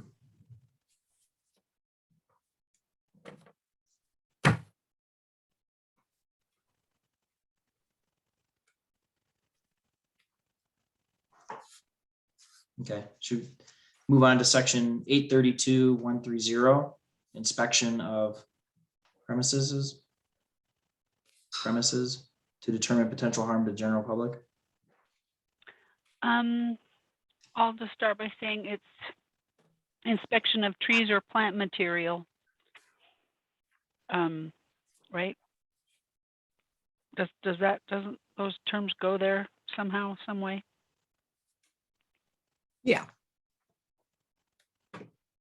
I also think the part of the sentence that says after thereon, comma, and the urban forester may remove such specimens as are required for purposes of analysis to determine whether or not the same are infected. I think that's confusing. How that's written, and it's so confusing I couldn't even sort of unpack it. I mean, I understand why you want to be able to do this, but I just think there's a clearer, shorter, simpler way to write it. And then when in the next paragraph, when we have written notice to be given in person to the property owner or resident of record 24 hours prior to entry. I mean, what happens if it's a renter occupied location and if the owner's out of state? I just don't know that the way that's worded, if it's even feasible to comply with that. It says property owner or resident of record. Resident of record. A renter is never a resident of record. It's the of record part. Take out the or of record. Yeah. And so, but it's talking about within 24 hours prior to entry or by mail, return receipt requested 48 hours prior to entry. I mean, the way it's worded all seems very difficult to not only implement, but to sort of track that it happened. I don't know. I just read it as this seems really difficult It's to do. It is in practice, one of the kind of the gray areas for me has been, for example, if a tree on private property is splitting and is creating an imminent hazard to the right of way, you know, it's very difficult to address that in a way that would be deemed, you know, legal. So Sure. it's, on one hand, it's my duty to protect the public right of way, but it's also, you know, I'm concerned about trespassing. So that's why we added that sentence about they may also remove a specimen which poses an immediate safety hazard to the general public. But Okay. But I see what you're bringing up, and maybe I'm thinking, Kelly, that maybe we should review this section with Ryan, our legal counsel, just to make sure that we're doing our due diligence here. Yeah, I mean, there's no question that you have to have some guidelines. I just want you and your team to have guidelines that are reasonable. You know, in the event of an emergency, you need to be able to get on the property quickly, you know, without trespassing. But, right, and there's been yeah. cases where a tree, you know, we end up just doing it and taking care of it, but there's some, you know, I have some concern about what you know, what's the fallout of that. Right. Or you know, and what if one of our employees is injured while performing their that property. work? Right. Then who's So I liable? do think, so I think we will review this with Okay. Ryan, our legal counsel, and come back with an update. Okay. Yeah, I just, like I said, I'm all for crossing the T's and dotting the I's. I just read that and I think, how can that actually be feasible given those short time periods and return receipts requested, and where does it go, and who knows that it came in within 48 hours or that 24 hours elapsed, and blah, blah, blah. Anyway, that was my comment on that section. What about putting the written notice paragraph in front with the urban forester, you know, will deliver, or whoever will deliver the written notice, and then you guys will go through the 24-hour to 48-hour period, and then if to no avail, if nothing comes of it, then the urban forester can do all these other things like enter the private property. Just having more of a, Yeah, I think that sounds like that might be a little bit more clear. So maybe we can kind of propose what Sonia is suggesting to Ryan and see what he thinks about that. Kelly, do you have any thoughts on this? Sorry, it took me a while to get to my mute button. No, just taking notes on all of this. Yeah, I'm following up with Ryan with legal. Makes sense.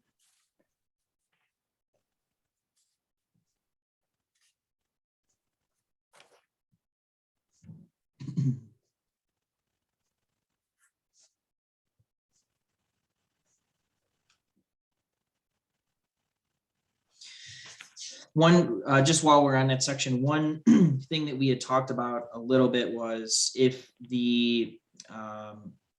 there's a hazard on private property, that the urban forester would utilize a contractor to mitigate the hazard, and then the property owner would be liable for that cost, which to me takes away a little bit of the risk of us performing that work when it's not a public tree.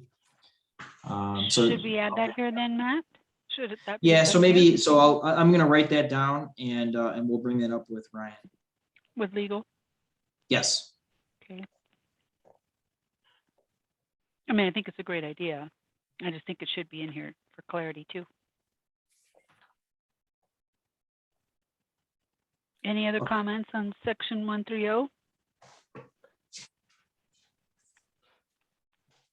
Okay, section 140. My comments, replacing plants, shrubs, and vines with plant material. I think the word anywhere should be struck. And I also think when we talk about giving notice, I don't think it should be a renter. I think it needs to go to the owner or his agent.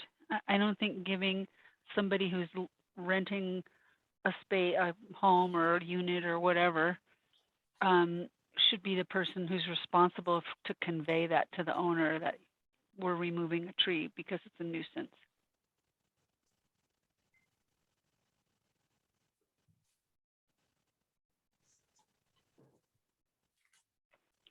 I also think that the words thereof, where such plants are situated, should be struck for clarity.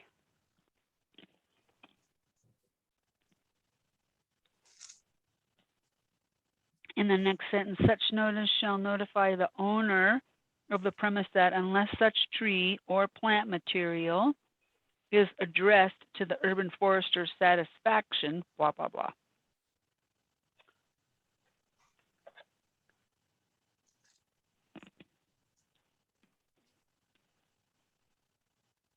Those were my comments on A.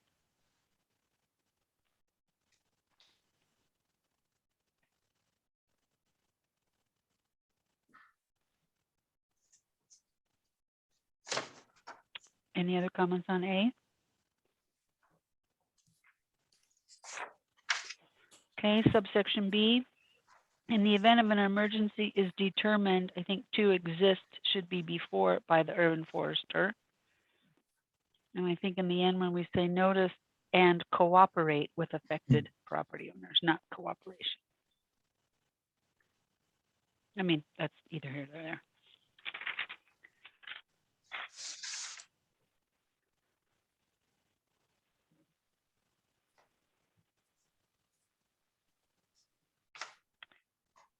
Any other comments on 1.40? We're getting to the end of it, Kelly.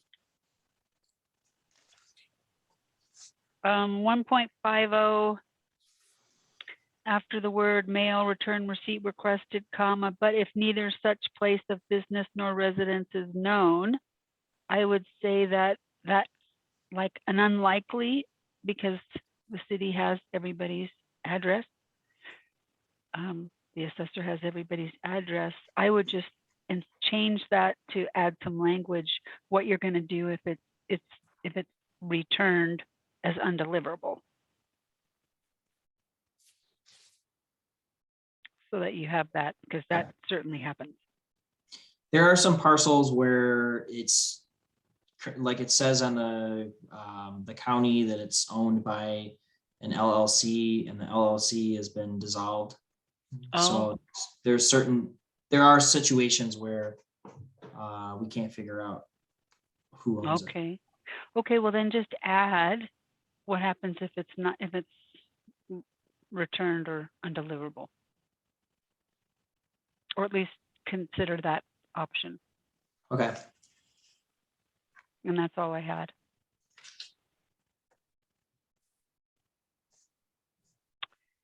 Any other comments on section 0.150?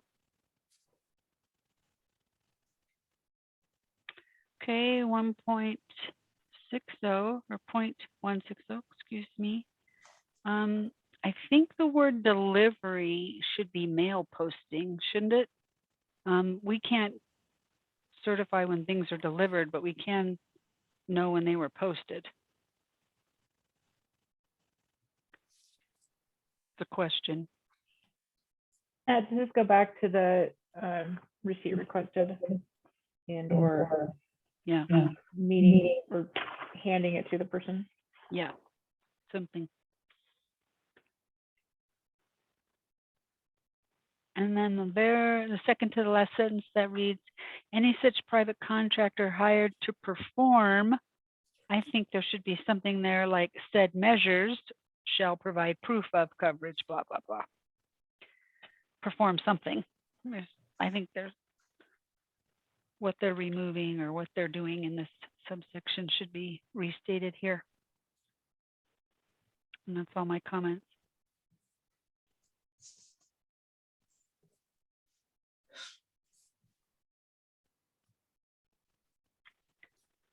Until we get to 0.190. Okay, can we go back to that one just for a moment? So that was in the middle of this paragraph. Second 160. sentence from the bottom of the paragraph. It's like the third line from the bottom. Okay. It reads, any such private contractor hired to perform. Oh, I see. Shall, I think said measures or something along those lines, shall provide proof that it was done. Proof that they have liability coverage. Felt kind of hanging out there.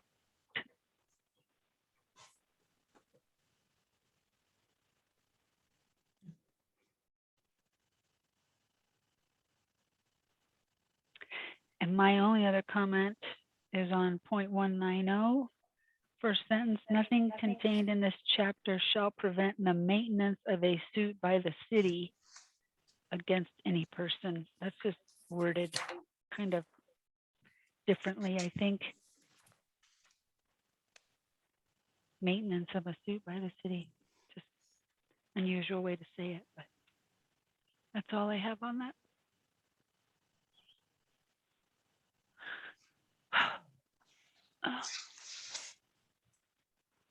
Kelly, I was just thinking for 832.170, maybe we should just change it to sale of infected or infested, prohibited, kind of just to make it more in line with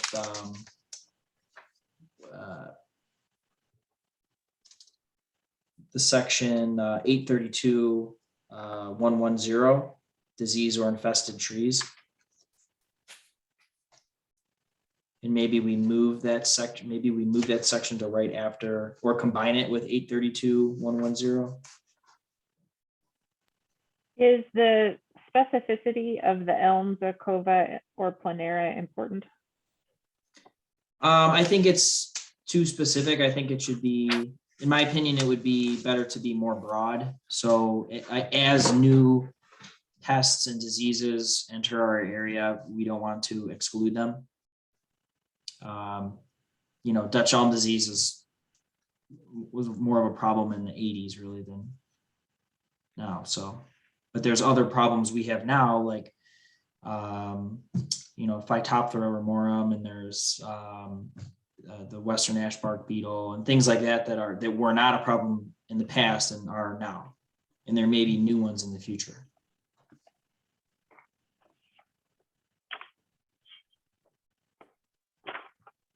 So moving to 110. Got it. And making more broad.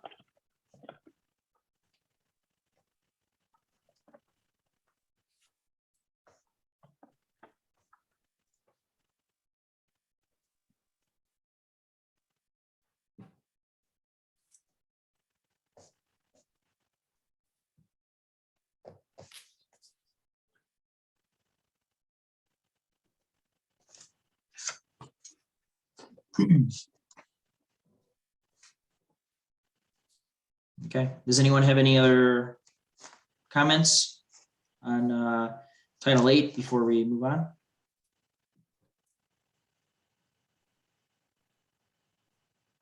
I mean, I'm good. I thought, those parts, the reason I didn't comment was everybody caught anything I was slightly interested in. So I think that we were good. Okay. I'm good, Matt. Okay, great. Should we move on to Title 18? The moment Kelly's been waiting for. Does anyone want to take a quick break or? Yeah, I was just ran to the washroom. Okay, I'm gonna run to the washroom real quick too. Okay. Can we do a 5-minute break? Would that be okay? Yeah. So it's 7:15. Can we 7:15. come back at 7:20 or something? Okay. Is that okay? Here. There's 3 attendees. Madam Chair, I noticed there's 3 attendees, and I don't know, since we just finished the comments, we're not approving anything tonight. We've finished all the comments for Kelly to bring back, but maybe the attendees would have any comments on Title 8. I don't know if you want to do that or at the end.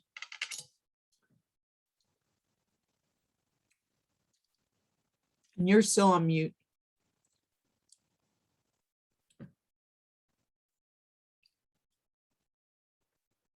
You're still on mute. Sure. Apologies. Clicking it and not clicking it hard enough. Yeah, we can ask if there's any public comment on the changes that have been discussed with staff that they will consider prior to moving on to Title 18 once everybody returns.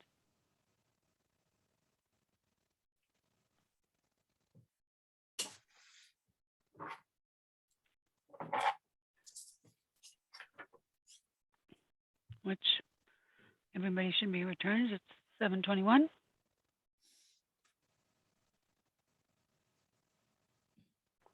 So Leah and Trey, you two are current attendees. Is there anything you would like to say in the course of 3 minutes while we transition between Title 8 and Title 18?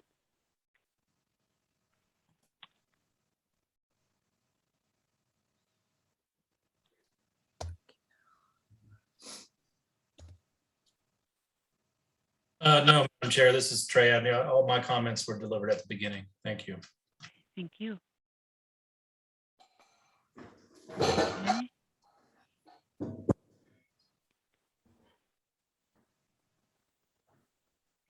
Do you want to call Leah, Cynthia? Well, Leah's fine.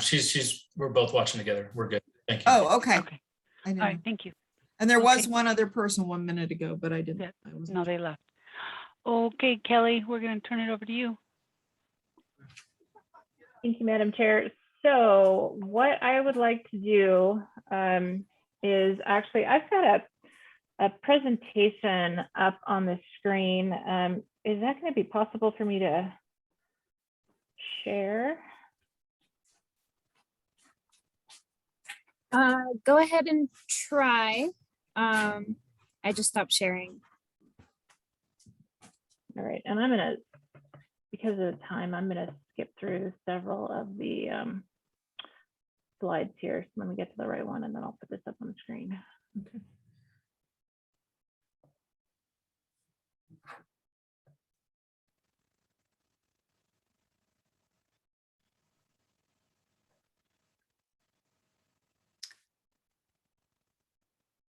Kelly, I'm just gonna, I know you know that I'm gonna note this, but we can do this at your global level, but I know I have specific questions on different sections, and I think most people do. So I have no problem doing what you're doing and doing that, but it's not gonna substitute for me, but it may be fine.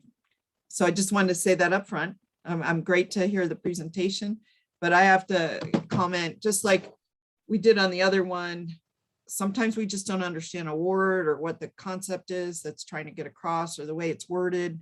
Maybe the concept's great. So sometimes it just has to be the action level of the paper. So Certainly, let me double check first. So is everyone able to see the PowerPoint that I'm sharing? I can't see what I'm sharing, so I just want to make sure. Can't? I cannot. I just see faces. I do not see. You can change your view, maybe up in the upper right-hand corner to show side-by-side gallery. Would that help? Well, it's okay as long as you guys can see it and I can go through it. So you should see a slide up that says overview of changes. Yes. Okay, perfect. So what I'm going to do is go through or remind kind of at a high level what we're trying to get at with these changes. And then I'd like to go through and get input from the commission members on this. Like I said earlier, we did not receive any comments from the commission members on this draft. And so that's why we're focusing on the higher level today. And I'm hoping that we can get that input on, if there are major concerns, if you do have questions to get through those. So we just went through 832 over the last 3 meetings. And a lot of that, it included clarifications. We had some new sections, but a lot of it was based on clarifications with some minor enhancement. Title 18 certainly has some clarifications too, but that is not the primary focus. What you're going to see here in Title 18 is the biggest chunk will be an expansion of our tree protection standards to make them applicable across private property. And we do have some streamlining of procedures in there as well, clarifying where we can. And I just want to make sure it's clear for the folks who may not be familiar with Title 18 or what it is. Title 18 is our zoning code. It manages the development that occurs on generally on private property, although there are some standards for when you are developing private property, and certainly say putting trees in the right of way in the parkway strips, that is covered too. But Title 18 is what, if you are developing a piece of property, one of the first places that you would go to see what you can do and the standards for doing it. So if you'll remember from when we met back in June, what we wanted to do with the update was to expand those tree protection standards so that they would be more generally applicable. So not just protecting the trees that are in the right of way or in the front yard, not just during construction activities, but to expand that out so that they're applicable across private property and during all situations. So, at any time when a tree may be impacted. We wanted to clarify when those tree protection standards do kick in. So you're going to see a number of applicability thresholds that are in here. We want to just across the board increase some of the protections for our existing trees, make sure that those areas are those trees that are larger and that are in riparian areas are also protected, and then provide a new option for folks who are developing a property to pay an in lieu fee instead of having to plant new trees under certain circumstances when it's appropriate. Some additional concepts that we'll be getting at with this update is on the maintenance side, where we want to clarify, like we did in Title 8, that the adjacent property owner is responsible for maintaining trees in the right of way unless there is another mechanism in place. That we want to update some of those installation standards for trees that are being installed. And one of the things that I know that this commission and many of its members have expressed concern about in the past is topping. So we have some clear prohibitions in that. And then I want to put this out there again because it's such an important part of this code amendment process, the things that are going to happen behind the scenes when we're not just talking about the code on the page that's getting adopted, but all of those things that we're doing internally to improve our processes and our procedures, the mechanisms that we use to administer and implement the code. There are a lot of really important parts of this process that are focused on that. So as we've mentioned before, we will be working to improve the processes related to permit review, making sure that Title 8 and 18 are aligned. We've talked about those valuation methods, which you'll see some new code in Title 18 for that. And I think the biggest one, the one that's at the bottom bullet, is hiring someone specifically to focus on landscape permit review and doing inspections in the field, because a big issue that we have seen is that that trees are not being planted according to the specs that are approved on the permits approved. And that, that's one of the big reasons why there are issues down the road. And especially when we're talking about those trees that the city of Reno then has to have responsibility for, it creates a whole other set of issues. So that's one of the behind the scenes things, that even if we're not able to, make any changes at all in the code, if we did that, that would potentially have a very large impact. So that was just, high level what we're trying to get at with the changes in Title 18. What I've laid out here on the next series of slides, and what we can do is take them piece by piece, if you would like, because they go kind of chronologically through Title 18, through the changes in there. And it just summarizes what the change is. So what I'll do is I'll pause after each bullet. And I'm making the assumption here that everyone in the room has had an opportunity to, read through the document and make changes and comments. But like I said, I'll pause after each bullet and then ask if there are questions or concerns about what you see. So first one, and I'm going to bring up, can you see, you still see just the PowerPoint, is that right? Right now, yes. Okay. We saw your document, but it was teeny tiny. Okay. So the first thing is adding specific references to trees in our natural resource section. And I'm going to bring the PDF over here just so you can see that section. Very minor changes in the wetland and stream environment protection section, but we wanted to make sure to specifically reference trees as part of this, because one of our goals was to make sure that those trees in riparian areas are also addressed. We already talk about vegetation, but want to specifically reference native trees and native tree stands, and make sure that as part of any mitigation that has to occur when you are impacting a significant hydrologic resource, that trees associated with that are mitigated as well and protected.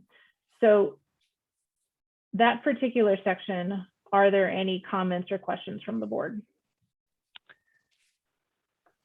Not from me, Kelly. I thought those were great additions. Thank you.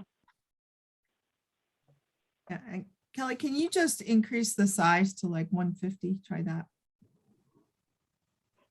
Yeah, that's better. Okay, sorry about that. Especially if you're on a tiny screen, it probably doesn't help. Right. So I thought it looked good too. And I just wanted to ask a clarifying question. This section is called Article 1, Natural Resource Protection. And then it has a purpose A. And then maybe I missed it, but it goes to, and I may have missed it here, but then there's a section called Tree Protection.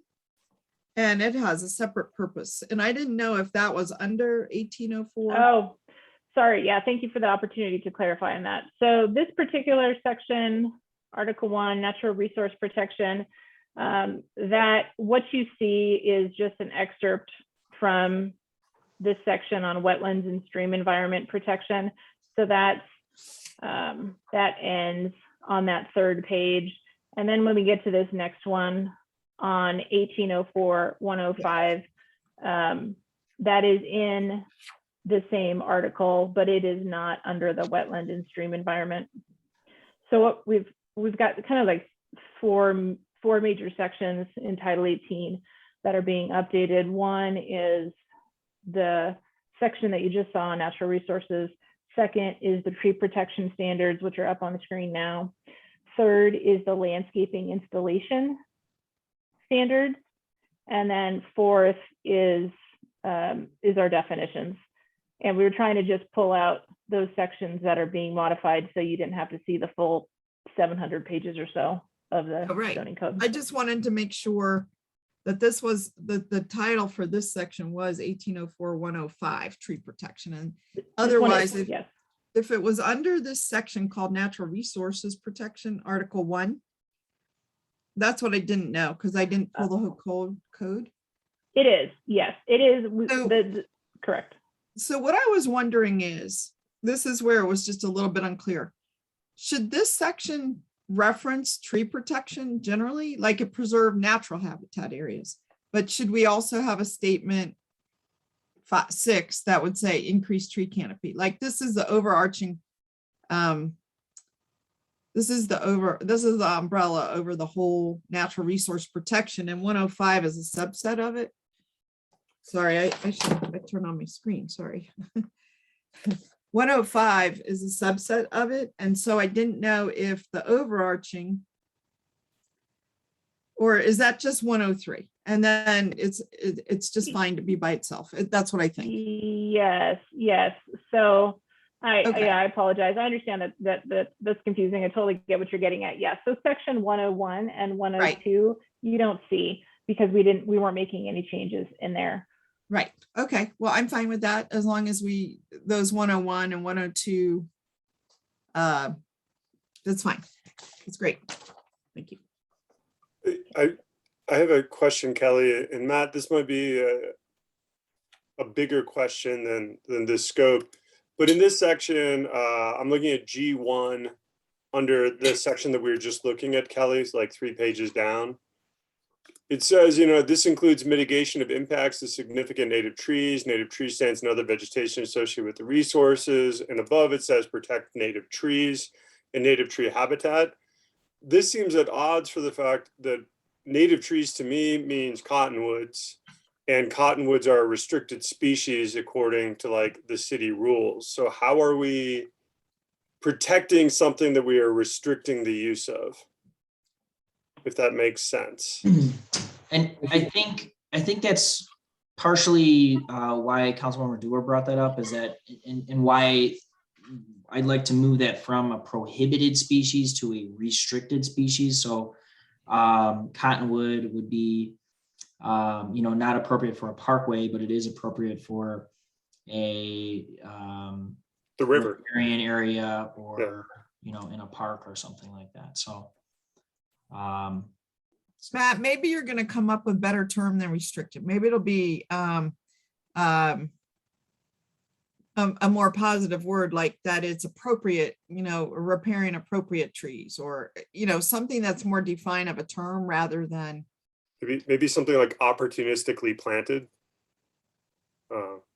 I might even be able to remove some of those trees such as cottonwood from the prohibited species list and put it back into the general tree species list. And just if you remember kind of how that's structured, there's I have it broken down into different situations where the tree is recommended or not recommended. So we can add it back to that. There were some species such as cottonwood or black walnut, for example, that I wanted to remove from that list when we approved that list a few years ago, and the group wanted to keep them in the prohibited species list. So I think we can, I think maybe I'll do a revision to the prohibited or to the acceptable tree species list and present that to the group. Yeah, and then But I just think define the area Mhm. within the tree Sure. list, define where it's best used. That's Yeah. what I was Okay. gonna suggest. Yeah, Matt, I really appreciate all the work you've been doing. Excuse me, I have a lot of background noise right now. Excuse me. But I do like the site specific for the trees, right? Riparian species are kind of site specific, and yeah, going away from the prohibited, except for the extreme examples of invasive species and such. But I do appreciate all the work you're doing, Matt. Thank you. Thank you, Anna. And I one think more another- word on the cottonwoods. I just want to say, so I have a property that has some wet areas, but I also have a property that has some dry areas. But I have a property that once was in the county and is now in the city. And there's a number of these kind of properties. So there are cottonwood trees throughout, even not right in a stream or right in a pond. And I want to make sure that we're not telling people to cut them down. And we had the example that just a couple meetings ago where somebody wanted to cut them down.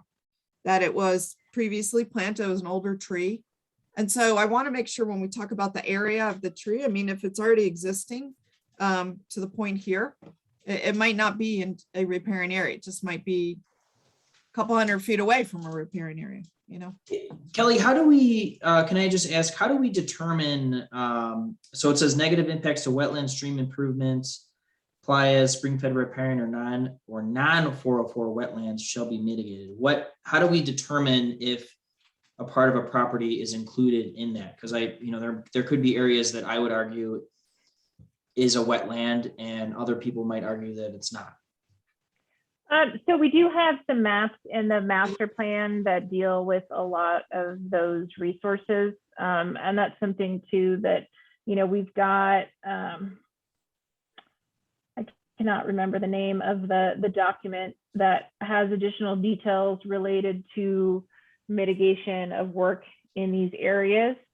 But it has some additional specificity in there too. Could we reference that here? I think it is referenced in one of these sections. I'll have to go back and take a look, Okay. but I'll note that down just in case. Are there other comments on this? And then just does the section. mitigation plan, who determines if the mitigation plan is appropriate?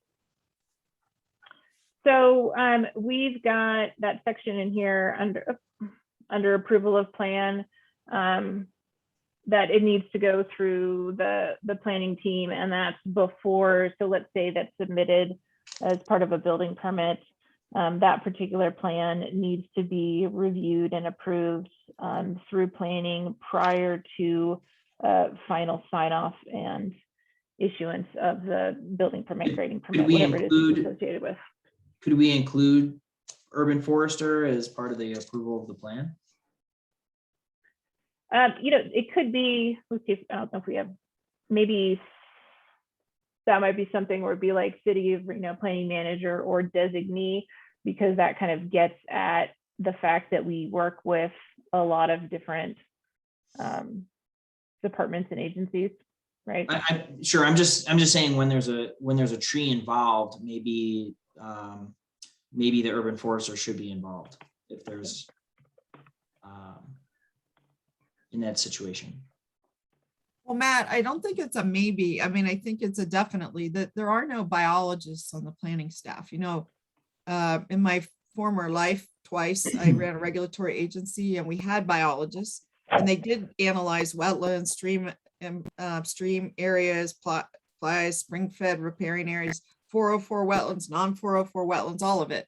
But we have biologists to do the job. I'm not aware that we have any biologists. You're the closest thing to one in that, I assume you have biology in your background to do what you do. So, I think it's appropriate. Kelly, maybe it's a procedural issue, but I don't think it's meant to be exclusive of the urban forester, is it? No, it's not at all. I'm just thinking in terms of, if we're able to get the additional person on staff that we've been talking about as part of this process, that may be something that would be reviewed by them. It could potentially be urban forestry. So, but I'm noting it down. And I just want to speak up here. I don't want to give myself more work, but I feel like the Nevada Division of Forestry could potentially be involved in this because we do regulate, watersheds in Nevada. And I know the city of Reno specifically has me look at vegetation plans of new project developments and to make sure they're in code with the WUI and fire mitigation activities. So I'm not going to propose any changes to this right now in terms of NDF getting involved, but I'm actually going to look into what, how we could potentially partner with this. And because I think we're more of a, the state regulatory agency that might need to be involved in this. Sure. And like I said, we've got a whole other document that is associated with when there is work in some of these areas. And I know that there's some process pieces in that. And I do not know off the top of my head, but it seems like there is some coordination with other agencies that have, expertise in other areas as part of that review as well. So I've noted these comments down. Do we have any other comments on this particular section before we move on to the tree protection one? That's the meaty bit.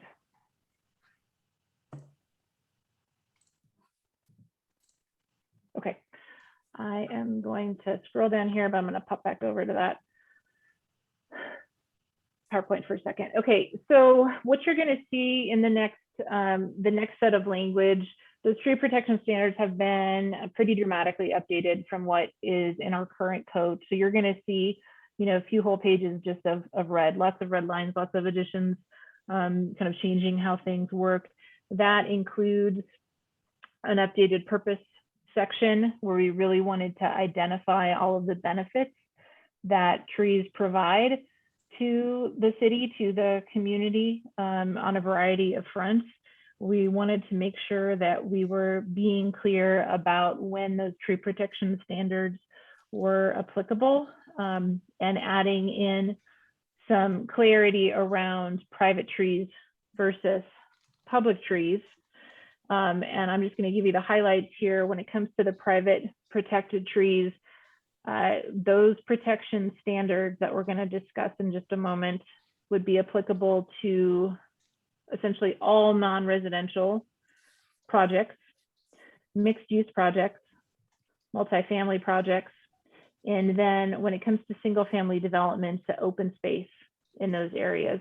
And like we talked about, that right now, our current code applies those tree protection standards only during building permit and grading permit review. So this would be an expansion also, where it's any activity that would potentially impact protected trees, where this section of code would come in. We've also put in a threshold in terms of the size of the tree. So those trees that are 2 inches diameter, breast height or larger. And then for those trees that are on the prohibited species list, or whatever that list winds up being called in the future, if they are 6 inches or larger. And then just distinguishing that public trees are governed by the section that we just, or the title that we just talked about, Title 8.32. So I'm gonna, just with that intro, I'm gonna switch back over to the draft just so we can have that in case you have questions on any particular. This is Anna. I had a comment on B1. It says, in that first sentence in the red, non-residential and mixed-use developments or uses, multifamily projects.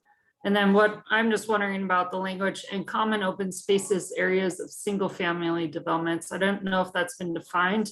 And that's what I would just request moving forward with these meetings. If you could have all the language of these chapters, not just the additions, so that I can see what is actually in there, because I just don't know if single family developments has been defined. That would be like an HOA or anything that has a common area. Am I correct in that? Any subdivision. So we have a, tentative subdivision map that comes through. Let's say it's, 800 units, 800 lots coming in, and most often they're going to have some sort of common open space that is associated with that development, with that subdivision design. And those areas are generally going to be identified as common open space on the recorded map. And so it's, referring to that kind of common open space. And we do have something that I don't know if the whole commission wants to see, but we do have a full definition section in our zoning code. It's dozens of pages of, all of the different terms and whatnot that we reference throughout the zoning code, but it's pretty extensive. But just for context, that's what we're referring to with common open space. Right, but in chapter 1809, your article 4, all the other terms defined, is that defined in there? Because that's kind of the biggest issue with this whole thing, is what are we mandating on single private residences, private property versus multi-residential commercial properties? And it's, yes, it's just the common open space areas. It's not those single family lots. No, I understand that. I'm just wondering okay. if it's defined in chapter 1809. Oh, gotcha. Okay, I will double check for that term.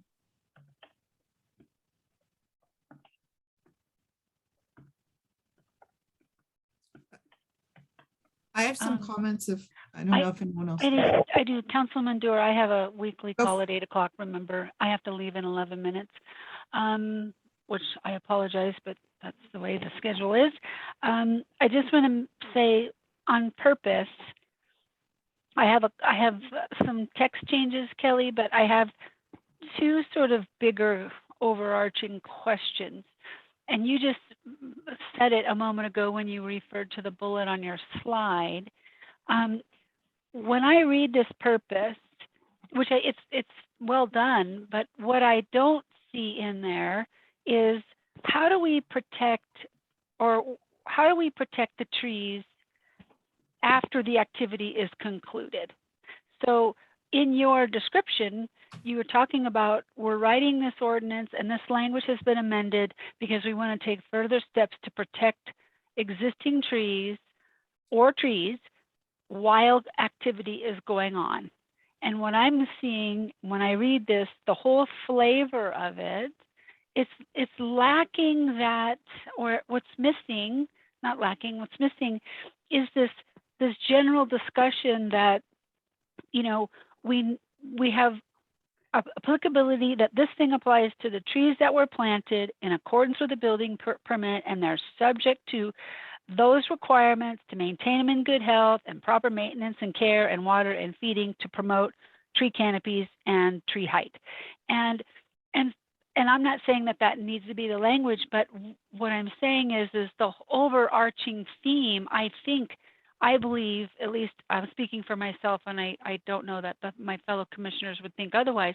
That's the whole goal of updating this ordinance, is to get to that end game. And so I don't want the reader or anybody who's following these guidelines to think it's just pertinent to while there's activity going on, because the real health and growth and maturity and value we get is after the activity is concluded, and it's maintaining that canopy or whatever we require to be planted to be maintained. Because what we're seeing routinely is people are management companies that are working for private property owners, whether they're managing the common area at a single family tentative map subdivision, or the common area of an office park, an industrial park, you name it. The management company is different than the owner. The owner may have changed hands multiple times, and they just come in and they clear cut for any particular reason. There's no one specific reason, and they get rid of them because they can. And what I was hoping for in this tree protection ordinance is that what we're really striving at is to be a partner with the property owners, both public and private, in non-residential uses and in single family common open space areas. That the message is that we want to drive the decisions to not cut them down because they're lifting a sidewalk, or because they're in the way, or because they're too big now and they can't see the names of the businesses in the commercial shopping center. Whatever the reason is, we want them to get the message that that's not okay. And that's what I'm not reading that very clearly in purpose or in applicability in the following sections. Okay. And one thing that I want to point to that's not in the tree protection section, and you may or may not have seen it, but was in that next section when we talk about, you know, the installation standards and maintenance requirements and all of that, is that we have added to try to get at some of those issues when trees are removed after installation, you know, when they're part of a project, is that we've added a couple of sections related to, and I'm going to give you the section number just so you can take a look at it later. I mean, I know that we've talked about it, but I also know that it's all about the messaging right up front too. And I'm not saying purpose has to be totally rewritten or anything, but I'm just saying I wasn't really feeling that message was being conveyed in this specific paragraph. Gotcha. You know, I Okay. think it may be easily fixed, Kelly, when you go back and you look at, could you add a sentence or two that talks about retention of trees planted in accordance with a permit? So, Any permit, you know, building permit. yeah. So maybe if you can just reference that in the purpose, it's one of the purposes is not, I mean, you're almost there because you say support retention of healthy trees. But maybe we need to, whether natural or planted in accordance with a landscape plan. You know what I mean? Like we could just probably out of phrases. No, I get what you're talking about there. I did want to make sure that at least that you know that we have that addressed later Okay. on Yeah, what in the sections are title. those, Kelly? So we've got it under 1804, 803, Mhm. subsection A5, and also subsection D3, where essentially we're saying, hey, if you're going to be impacting existing required trees or existing protected trees, and you want to remove them or do anything else, you're going to be reducing what's required, that you have to actually come in with a landscape permit request and submit that for review and approval. And it should be submitted in conjunction with a tree protection plan if we're talking about negatively impacting trees. So those are new sections that are added to the code to try to get at some of those concerns that you've mentioned. Yeah, and those sections and subsections are great. And thank you. I can't thank you enough.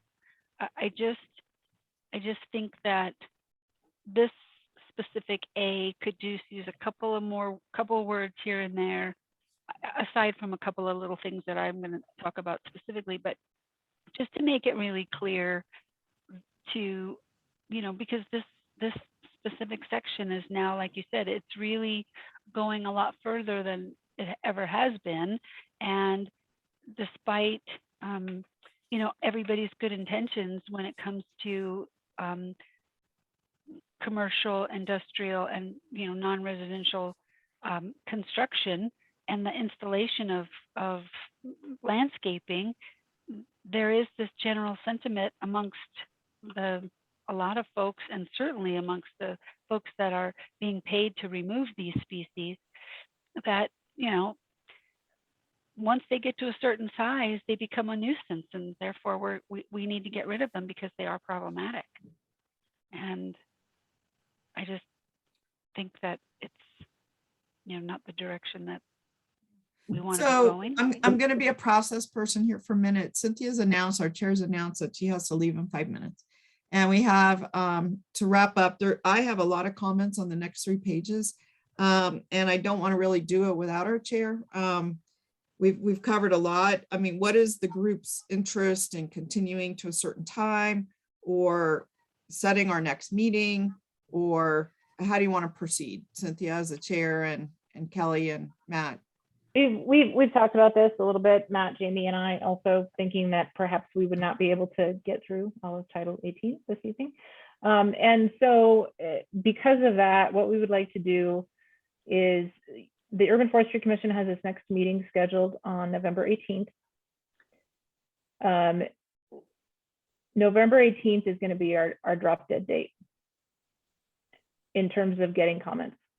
And I just want to put that out there and be clear.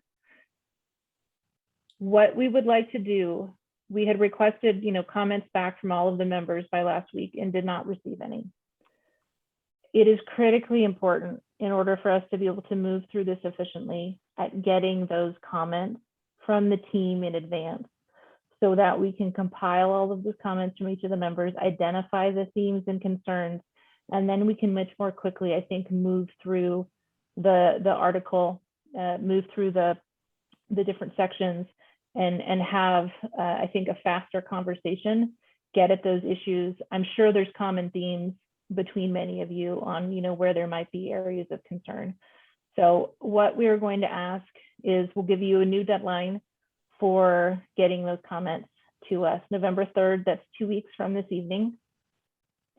And we're going to ask that you please provide those by email to me, to Matt, and to Jamie, same group as before. And I want to ask, is that something that the commission members can commit to? Thank you, Kelly. I appreciate that. This is Anna. And yes, I apologize for not getting the comments. I definitely have a lot of scribbled notes. I've just been so busy. So unfortunately something that I didn't get to before the meeting. So I have a lot of comments I can write up and send to you. One thing I did request of you guys was that if you would incorporate all of our comments from the previous meetings and show us that before you submitted it to the public for comment, which you didn't say that you could do. And so can you do that? Can you? So that, now that we have the remainder of the comments on Title 8, we'll be able to compile all that in, put those, reflect that on an updated document. And then assuming that we can get the comments on Title 18 from the group by the 3rd, then that'll give us enough time to, again, compile those in, and then that will be part of that review and discussion on the 18th. Okay, well, I would like to have your revised chapter, 8, before that meeting, so that if you didn't incorporate any of the commissioner's comments, that we could let you know that you didn't do that and that it needs to be revised before it goes out to public comment. Is that feasible? And so what you will see is in the red line version, you will see those comments in comment form, essentially. And so that's where, you know, and you'll be able to let me know, sure, if it's didn't accurately capture you know, what the sentiment was. Certainly we're trying to take as many notes as possible, but possibly, you know, of course, could have gotten some things wrong. So we'll endeavor to get that out to the group. If we're able to get all the comments from the team by the 3rd, then I think what we can also try to do is work hard by the following week, within a 1-week time frame, turn around the comments that we receive on Title 18 and then send those out to the group, so that you guys can then see everyone else's comments and have that, you know, that'll be something that we'll have to post for the public as well, have it part of the agenda packet in materials, but so that you'll have an opportunity to review that in advance, and that'll help to speed the conversation along as well, I think. Kelly, in my opinion, there is no way on the November 18th to go through all of the changes to Title 8 for one last time, get it approved, as well as complete all of this. So I think there needs to be another meeting. I'm sorry, but I've seen our progress. And even if we proceed at 10 pages instead of 5, because the people have sent their comments, it's still 10 pages. And Title 18, the way I printed it out, was 29 pages. And, you know, I want to be realistic and not unrealistic. So the group is moving and they're making good progress. We finished one whole section, which is good. So I'm a realist, not, you know, I can hope for something, but I'm also very practical, and this takes time. And I'll tell you why I haven't sent my comments, because there's some very fundamental issues here. And that's why I was telling you I have so many comments on the next 3 pages, that I don't know how to give you edits when I don't understand even the concept. So I'll just give you an example. There's the term that's used throughout, protected trees. I don't know what that is, and it's hard to comment. There's a concept threaded throughout here called mature trees. I don't agree with that. Even in the purpose statement where it's all about mature trees, I really think that we should be using the scientific appraisal method. There's a mitigation process here where if you save 1 tree, you don't have to plant 2 trees. It makes no sense to me in terms of tree value. So what does make sense to me is using the appraisal method, and maybe 1 tree is very valuable and maybe another tree is not very valuable, and no matter what trunk size they have. And so I don't know how to just sort of say, you know, all trees are the same, and you can, if you save 1 on your property, you don't have to plant 2 others. I just don't get the basic concept. So that's what's made it hard to go in and do a fine editorial. So that's what I was hoping from this discussion, that we could say, does mature matter? What's a protected tree? What's reasonable mitigation? As a group, discuss that versus me sending Naomi Dewar edits. Do you see? So is there a possibility of maybe having an additional meeting prior to the November 18th meeting then? I'm totally fine with it, and I can give you some proposed dates. I am out on a training for the next 2 weeks. Okay. I don't know what that looks like for the But in 2 calendar. weeks, when do you get back, Anna? I get back the 8th. Okay. And maybe we could do it the 9th. I mean, that's a whole 9 days before the 18th. And also after when you wanted the comments in. I just think we have to buckle down and be reasonable and know this is going to take some time. So can I propose one other thing here while we're talking about that? I think you're right on, Naomi, with that. But since we've gone through chapter 8 now, we've gone through the whole thing. Kelly's got, notes and edits. Can we get a finished product sent out to us before the next meeting so that before we start on chapter 18 again, we can vote on that and get it out of the way, and that's done. So we have the final product ready to look at and review. A lot of what we've been going through is just wordsmithing, whether it's they or he or she, or, that's just wordsmithing. And it's taking us a lot of time to go through it. Whereas what Naomi's talking about coming up is real meat and potatoes of what we're trying to get at here. And, even the discussion we had on purpose, well, technically the purpose was laid out in the first sentence. It's to increase the tree canopy within the city, period. That's the purpose of tree protection. But, there are a lot of valid points there. If they're ahead in that, that's fine. And we need to discuss it in another meeting, but let's get chapter 8 behind us. If you've got everything you need for that, get us a final product that we can review on our own time, and then we can vote on it at the next meeting before we start on chapter 18. That would, I don't know if that's feasible or not, but I think it might get us a little closer to the finish line. So yes, that's what I was talking about, where, what we'll do now that we have comments from everyone through that for Title 8, those will get incorporated into a document. And what we'll do is we'll send that back around. That's something that we can be working on while we're, essentially waiting for the comments back on Title 18. And then you'll have an opportunity to review that ahead. And what I was saying in terms of timing was, if we're able to get comments from the group on Title 18 by November 3rd, and we could spend, potentially a week incorporating those all into one document, identifying those themes, and then providing that back to the commission a week ahead of the meeting on the 18th. And then that would allow you time to review, the comments from everyone else as well, see everything that's in there. And I think that'll help to move that process along. But if we are able to have another meeting in the interim to work through some of those issues, I am certainly open for that. I think it's something that, obviously it's not part of our regular schedule. So as long as we are able to get quorum, maybe not have every single member present, but I think that'll still help as well. So if we're able to find a date that works, at least where we can get a quorum, and I'm speaking not being part of the urban forestry team. So Matt, you may want to pipe in here with your input as well. You're on mute. Unmute. Sorry.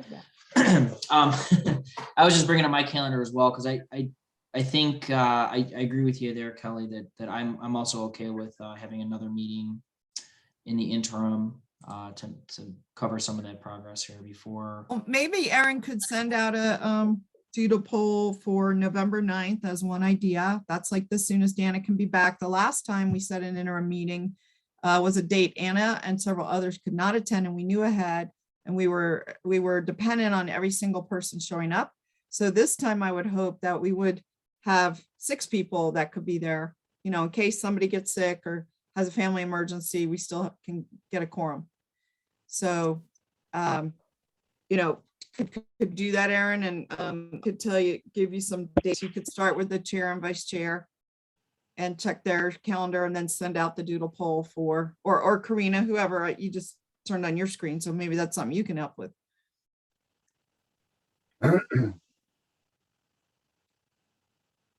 Yeah, I can send out some meeting dates that hopefully work for everyone.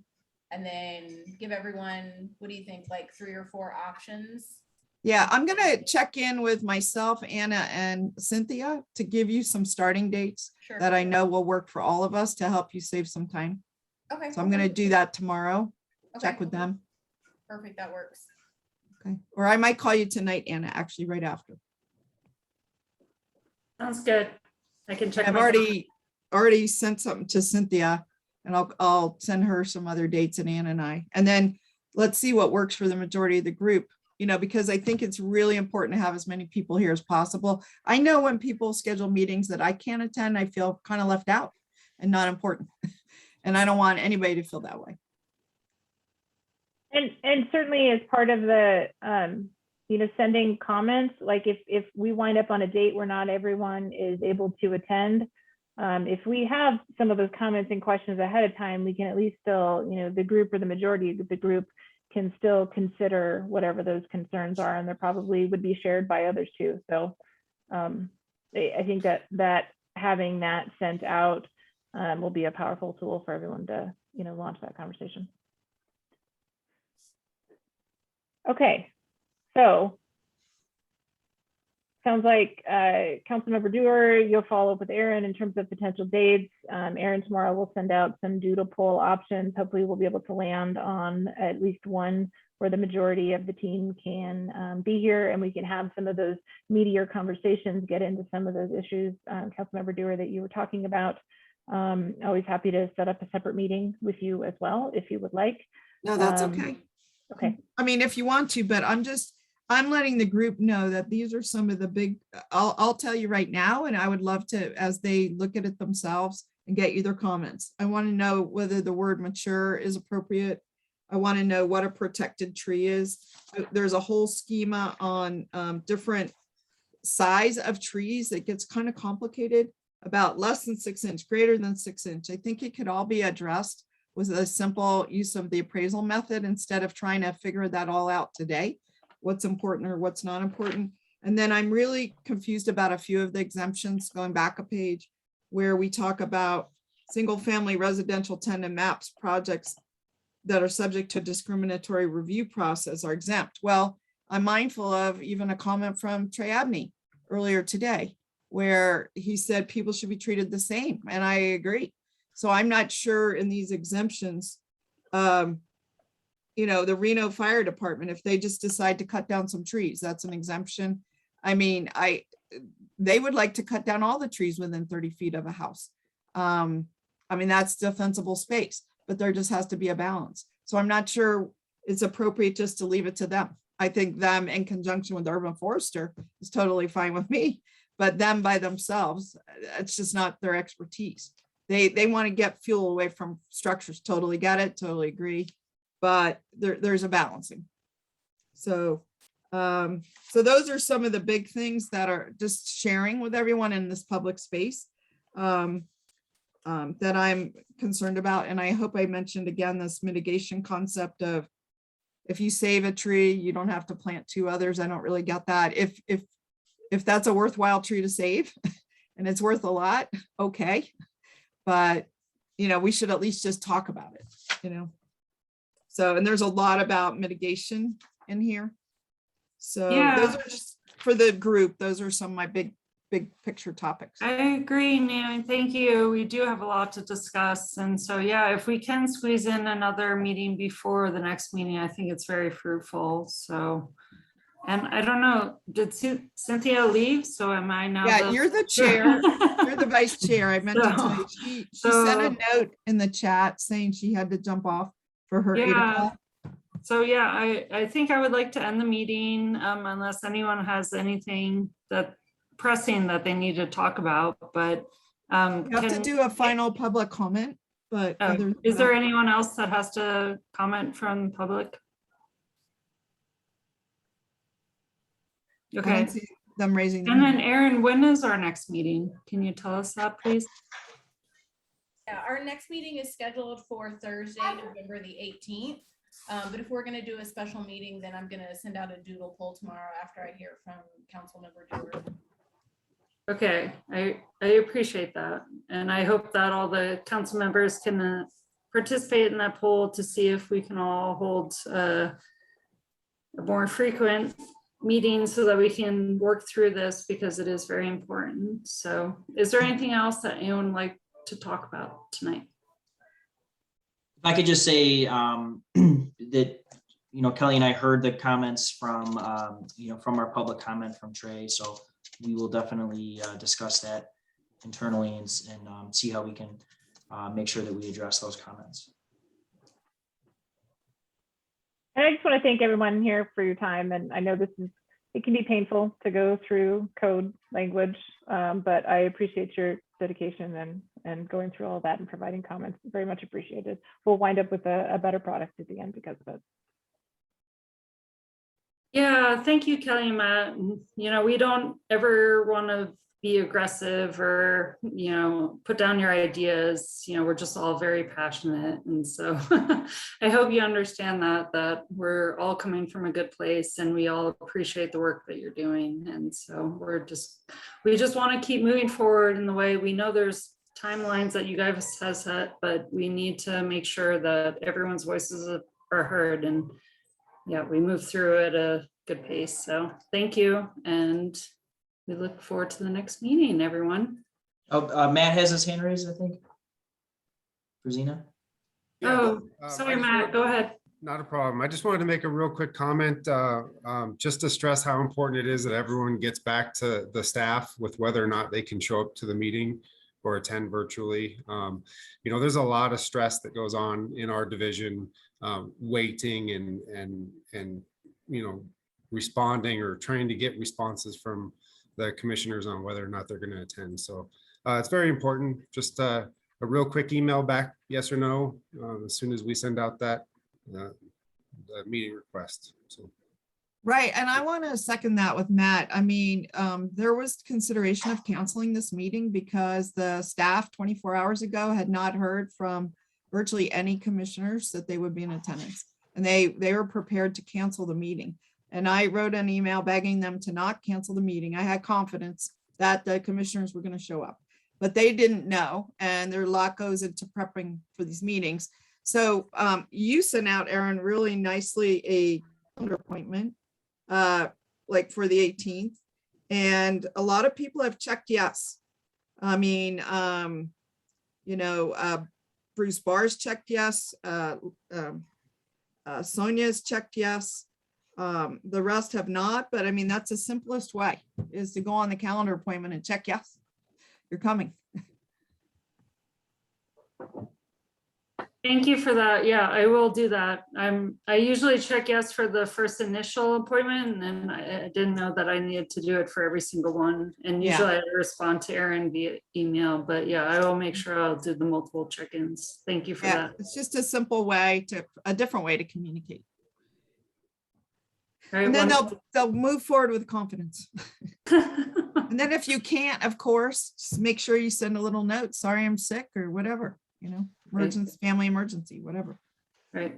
Another shout out to Naomi and Matt. Thank you so much for your tree giveaway. We had the women come up from Vegas, Cayenne and Lisa Ortega and Michelle Roberts that were praising what you've been doing up here. They were so surprised with what the Reno Urban Forestry Commission's been doing compared to everyone else. All the money and attention's going to Vegas right now, but they were really shocked with what Reno's been doing and how progressive we've been. And I think we really need to work together because I think we can learn a lot from each other. So I'm really excited with the energy that's moving forward with these commissions, and I'm really happy. So Anna, who are these women?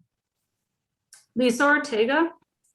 No, I mean, are they part of the NDF or who are they? So some of them are part of NDF, and then one of the ex-NDFers just created a new nonprofit called Nevada Plants. Oh, we met her. Yep.